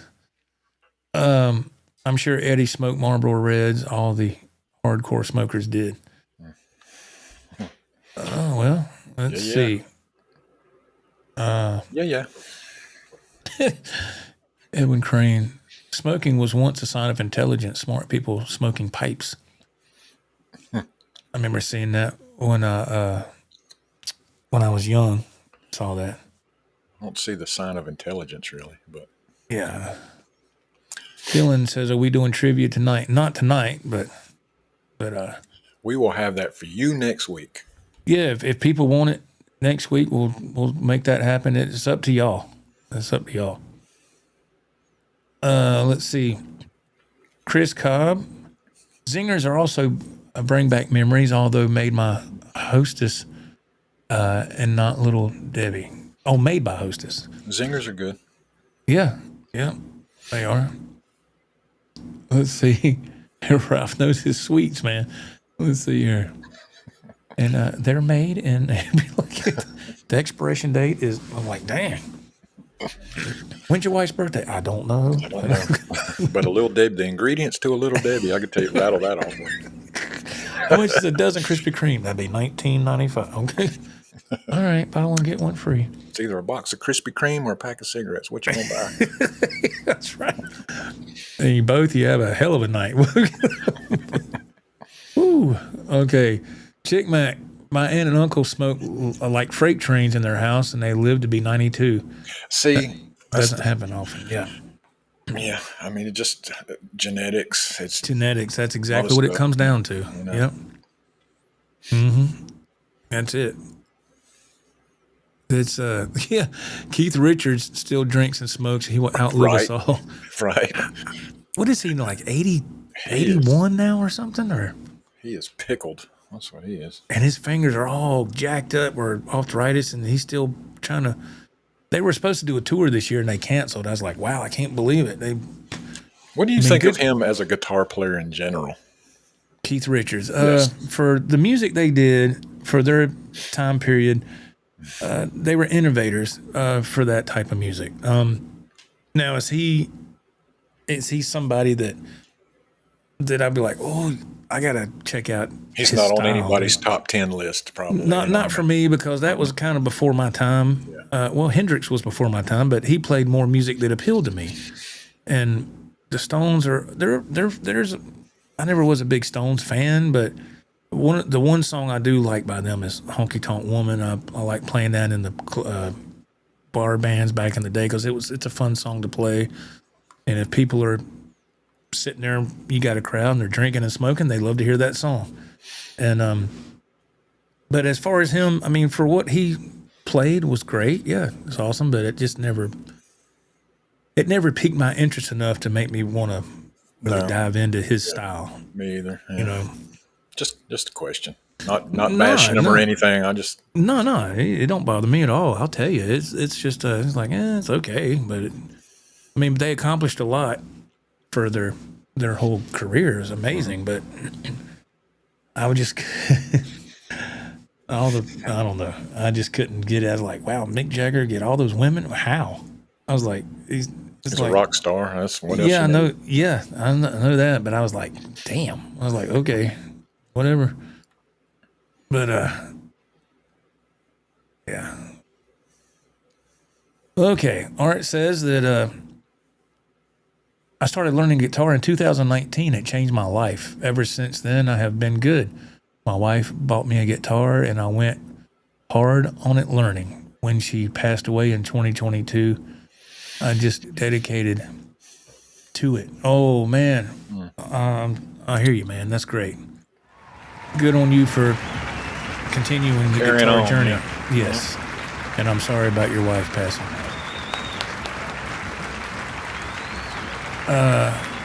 Okay, there's Scott from New York says, do you guys love White Castle? I don't.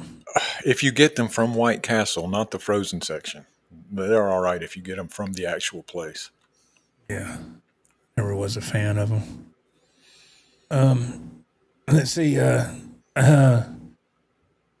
Scott from South Carolina. Pardon me there.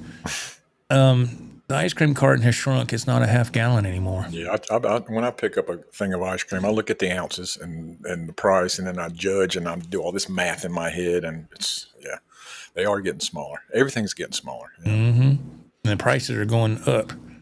I mean, I'm shrinking. I was 6'2", now I'm 6'1", because of my back issues. So everything's getting smaller. Yes. GRB Aquatics, a friend dumpster dives at the donut cake shops, always gets heaps of good stuff, apparently. Wow. Wow. may look good. I don't know about tasting good. If it's in the dumpster, it must have passed its day and a half shelf life that I give it. Yeah, when I go to the branch at my delivery every night down at the beach, this is about time for this guy to start showing up again. He dumpster dives. When I'm down there at night, he goes to a dumpster and he's digging through it, and he rides this bike with this homemade like trailer he's got behind it, and he's pulling all kind of crap. What kind of stuff is in a dumpster at? And it's one of those storage facilities, where you can rent a storage space like I talked about earlier. Yeah, he's going in there because you can get in there and there's nothing blocking it off, and there's a dumpster there. And he's got a flashlight and he's going through it. I don't think he's not looking for food. I don't know what he's doing. He's got a big old beard, and whenever I pass him, he looks and he kind of way, and I'm like, yeah, okay. Oh, y'all are friends. That's good. Nah, I said, I bet that dude smells ripe. God almighty. But nah, he smells like aspartame. He don't. He smells like a expired moon pie. But he just does his thing, But I've seen that guy for years doing that dumpster dive, and I was like, man. But hey, whatever floats your boat, man. I just wouldn't want to live that way, but that's just me. Pablo says, I hate Ben & Jerry's as people, but their ice cream is still the best. I've never had Ben & Jerry's. A connoisseur that I am. And the reason why is the price. This little tub. They're expensive. Yeah. No, I'm not doing that. I'd rather get a big thing, That little, get out of here. Get out of here. Yeah. You and your moon pie, get out of here. That's right. Let's see here. Chick Mac says, didn't EVH use a copper pick? He said because it gave him tongue cancer. Yeah, I thought I read that. Teeth. I could be wrong. I think he was delusional on that, Joe. I don't think that. I think he might have used a copper pick a time or two in his studio, from what I heard, but I'm assuming he just used regular picks like the rest of us. That's just my guess. I don't think it gave the him way tongue he, cancer. when he does this fast stuff, picking like that, it seemed like a metal pick wouldn't. Yeah. You would need the give of a plastic to be able to do some of the stuff he did. Yeah. Yeah, I think he got tongue cancer because he smoked like a freight train. That's what I'm thinking. But that's just my 2 cents. I'm not a professional by any means. Let me see here. Let's see. Pedal Affected said, I think it's time for you guys to show us your collections. I can't get enough of seeing people's guitars and hearing about why they love them. We talked about that when Joe was over yesterday about doing a video of here, just to show what I have here. I did, yeah. And I squeeze a video out of it. And I need to, when I go over there next time, I need to try to do that. We just got caught up. I was focused on, what we're doing. Yeah, trying to get the music going, get sound check going. And I was like, man, we got to practice these songs. And next thing you know, I was like, damn, it's almost 5 o'clock. I said, how long was I there? Like 2.5, 3 hours or something? 3 hours, I believe. Man, it went by quick. It did go by quick. Man, my goodness. Let's see.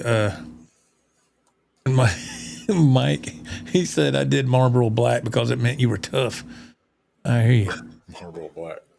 Yeah, I remember that. I remember those cigarettes. Yeah. I would jump around from whatever was cheaper. Let me try that one. Oh, no, that's 50 cents cheaper. Let me try that one. So I'd try the black, menthols, all the kinds. I tried them all. And me too. Yeah. Oh, yeah. Let's see. A cater says that a cool snack to try that we don't usually see around here are Tim Tams. They are an Australian chocolate cookie. We'll order some every now and again. I've heard that. I've never heard of that. That's interesting. I've had one, but I've heard it. Oh, you have heard of it? Okay. Yes, I've heard of it. Cater says he'll get them off Amazon. You need my address, Cater? Oh, man. Let's see here. Dave Workin, Keith Richards passed away 30 years ago. He just doesn't know it. The drugs are keeping his body going. Yeah, he's embalmed, man. I'm telling you. Oh, man. A walking piece of leather. That's true, man. My goodness. Richard Hull, he says that John Cougar Mellencamp started smoking at 14 and he's still going strong. Yeah, that's crazy, isn't it? Isn't that crazy? Man. I didn't care for John Cougar. Did you? No.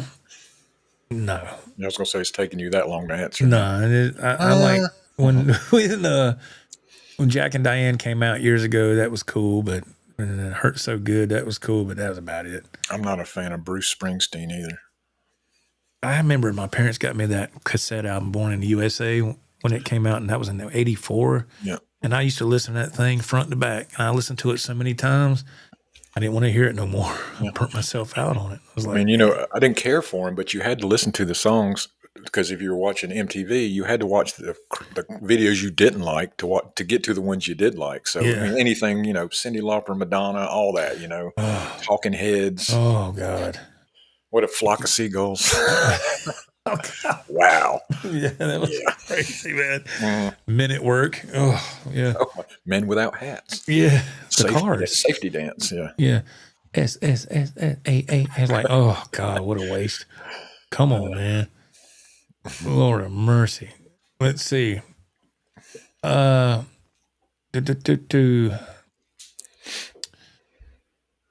see. Chris Cobb says, as a teenager and college kid, late night eats were always Taco Bell or White Castle. Those are the only things open. Again, Waffle House. As a teenager and college kid. Yeah, that's when your body's like, yeah, we'll take whatever you give me. Come on. And if I did that now, oh my God, I might as well just stay up, not even go to sleep. When we were out late, we would go to Krispy Kreme. Duh. But it's one of the old original ones. And they built a new one across the street, but the old one with this giant neon sign. And Spartanburg. And they had the coldest milk. God almighty, it was good. Did you ever, I heard people do this a lot in downtown Spartanburg. I never did. And, but did you ever go down there when they have like the Thanksgiving Day parade? Go down there for that and then get you some Krispy Kreme hot chocolate and a donut and go out there and watch the parade? I never cared to do that. Not to Thanksgiving, I wouldn't. Christmas, I'd take the kids to, but. Oh, okay. All right. Scott wants to know about apple fritters, Ralph. You like those? Well, yeah. Yeah. Yes, sir. Oh, my goodness. Gracious. You can fill that fritter with anything. They come with chocolate, lemon, apple, cherry. All those fritters come with all that. It depends on the flavor. It depends on the flavor. Yeah.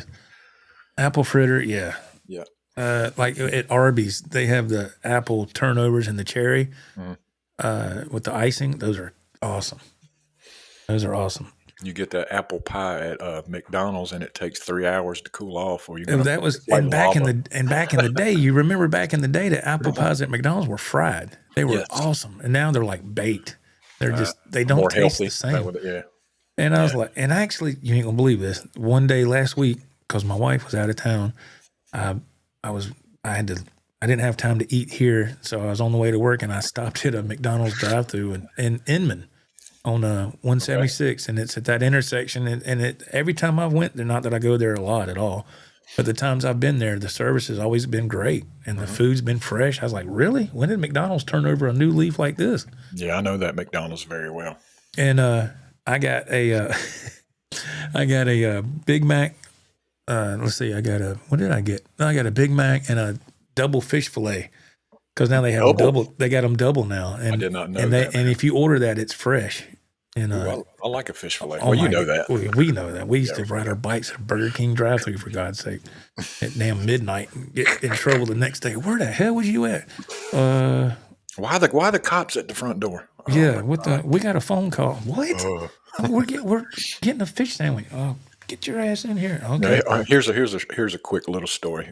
Me and Joe. I hadn't even started it, and he's laughing. I know where this is going, man. Go ahead. Do you? I don't think you do. Okay. Me and Joe would make prank phone calls. The usual stuff, and we thought it was hilarious. And after time went on, we would do it, and all of a sudden we did one, and we hung up, and it rung back. And the person did you just call? And we clicked it again. This is right when Star 69 was introduced. Oh, and we didn't know that, and they're calling us back, Joe. We need to cut this out, man. When we get home from school, go to Joe's house. Just make some prank phone calls. God. What did we not do? I don't think there's anything we Oh did. my God. Yeah. Because my parents had a phone in the kitchen and on the wall, and you was right down there at the den, and there was a phone. So I'd be on one, Ralph be on the other, and we would make prank phone calls and tell people they won money. We were at a radio station. Yeah, it wasn't the user. Is your refrigerator running? No, man, we put some thought into. I would disguise my voice, and then I remember I called these businesses, and people would, "Oh, are you serious?" And I tell them they won $1,000, and in 1985, $1,000 is a crap load of money. Yes. They were all excited, and I was like, "Psych, lady!" We hung up. We thought it was funny. And now you're looking back, it's like, God, it was so stupid. That was stupid. We did that. Just being teenagers, man. We got the stories though. Yeah. Oh my goodness. And let's see. Let's talk about the sparring we did. Karate sparring we did. No, the sparring in the backyard, and my dad comes out. He says, he tells Ralph, "Take off your pads and give them to me." And I thought, what? And then so now my dad wants to spar with me, and I'm every kick and thing I'm throwing, my dad blocks everything, and I'm trying, and then my dad goes boop boop boop and gives me like 3 times in the forehead. Ralph's standing there going, point. I was like, and then my dad was nailing me, boy, and then my dad just he went like this. He gave me a. And I lost my. He tagged him. I said, "I got to go, Joe." Right in his nose, hit my dad. I felt bad doing that, but I nailed it right in his nose, and his nose went boom, started bleeding. Ralph walked off. Ralph left, and my dad grabbed me, and he started shaking me. And I said, "That's enough," and I got mad and walked. My parents had a wood fence around the back porch. I walked and I hit it, and one of the panels flew off. And my dad, oh man. He made me go inside and get a hammer and fix it. He told me he was pissed, boy. And I remember I called you the next day. I said, "Where'd you go?" He said, "Man, I ain't staying up there." Man, you just bust your dad in the nose and he's bleeding. I'm out. Oh my God. Oh, crazy stuff. Crazy, man. Oh Lord. Let's see. Scott from New York. I wouldn't mind going dumpster diving at Guitar Center and see what I'd find in their dumpster for guitar stuff. Yeah. Pack of strings, whatever. That would be interesting, wouldn't it? Man. Oh, my goodness gracious alive. I'm going to have to look next time I go to Guitar Center. I'm going to go round back and see, do they even have a dumpster? I think probably a compactor where it's not accessible, That's what I'm guessing. It's probably something you can't get into. They probably got it fixed like that. That's the compactors where all the tremolo bars are, all the whammy bars. Yeah. They're all in the dumpster. Yeah. They don't come with a whammy bar. Dude, it's got a Floyd Rose on it. Where's the bar? You can order one. No. You're supposed to give me one. We don't have any in stock. Ugh. Like, man, are you out of your mind? My gosh. Let's see.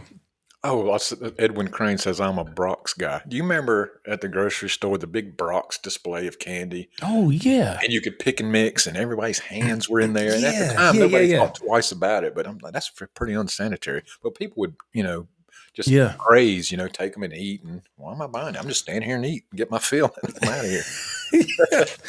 Yeah, I do remember the Brock's. Now that you bring that up, I haven't thought about that in forever. Dave Orkin, Joe, how's the chocolate milk from your company? Okay, back in the day, it was just pet chocolate milk, and it was amazing. And then they changed the recipe, and they changed it. Now it says True Moo, TRUMOO, True Moo chocolate, and it's okay, but it's not like it used to be. When I was, it was before they changed the recipe or whatever you want, ingredients, whatever. I'm sure they changed it to make cheaper ingredients. Yeah. Cost cutting measures, I'm sure. Yeah, it was, it's just not what it used to be. So my fallback would be Nesquik chocolate milk. I'd go to that. Acator, Arby's peach cobbler rolls they got now are epic. Oh, I didn't know they even had that. No, I didn't. I like Arby's. They got I love Arby's, man. Sandwich. Heck yeah.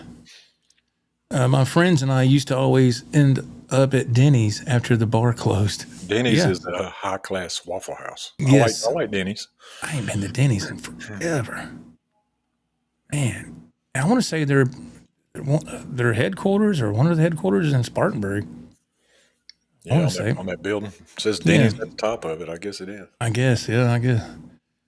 That's what we used to get. Richard Hull said the Burger King Whaler was the bomb. That's what we used to get, the Burger King Whaler fish sandwich. Yeah. I forgot the name of it. Yeah. Yeah, that's true, man. Charlie S. He goes, "Hey, boys." What's up, Charlie? What's a whaler? That was the name of the fish sandwich Burger King years ago. Yeah. What's a whaler? Big old, that's a, what they call a Big Deborah. That's a whaler. Big Deborah and a moon pie. Yeah. Jay Marquis, hey man, he goes, "I've been playing 5 hours a day of Jakey Lee and Dave Mustaine shred style and pulled my forearm muscle. Overplaying a real thing, y'all. Don't do it. Great things take time." Oh man.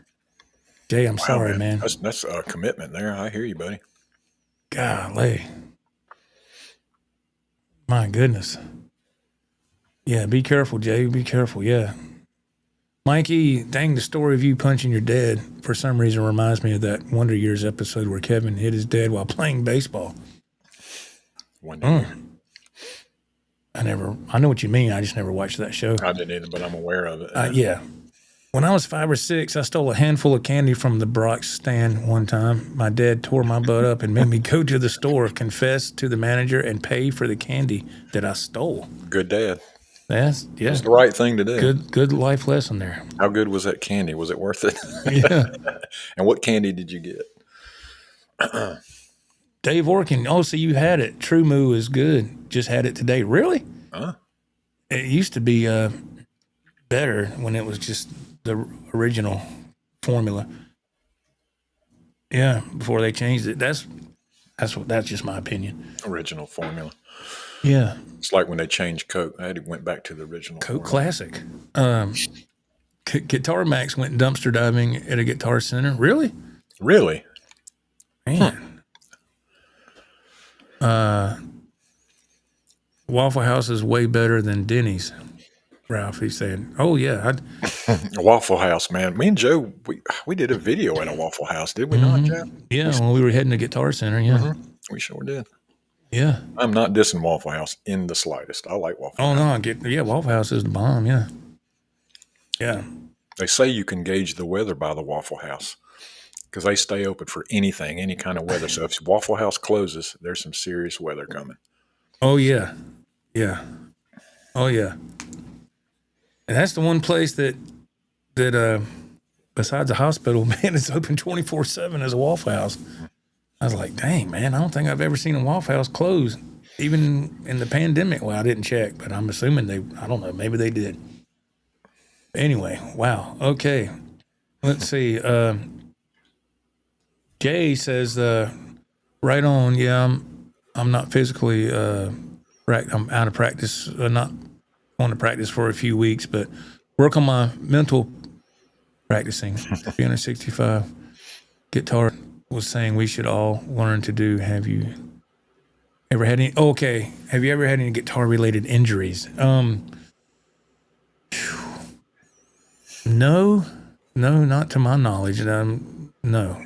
Other than bleeding fingers in the early years. Yeah, just stuff like that. Simple stuff. But no, as far as no, thankfully no.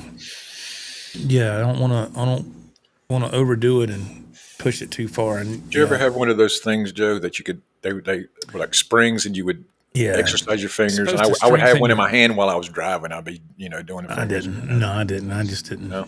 I thought I didn't. No, I know what you're talking about, but no, I never did. Yeah. Oh yeah.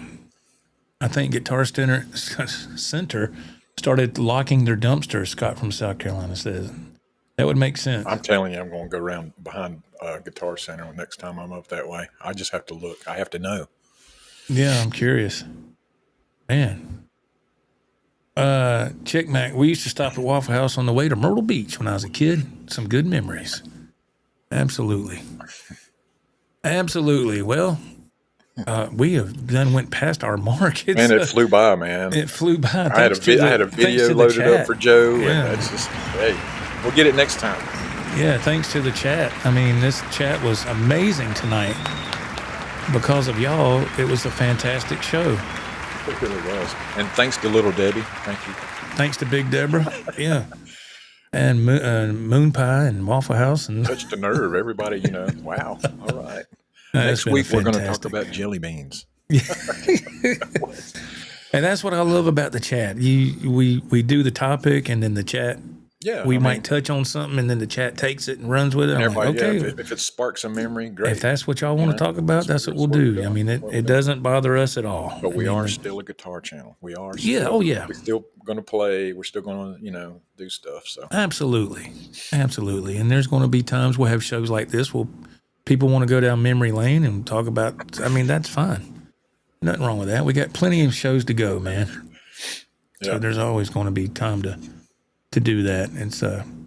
It's such a wonderful time here, and thank you to everybody in the chat.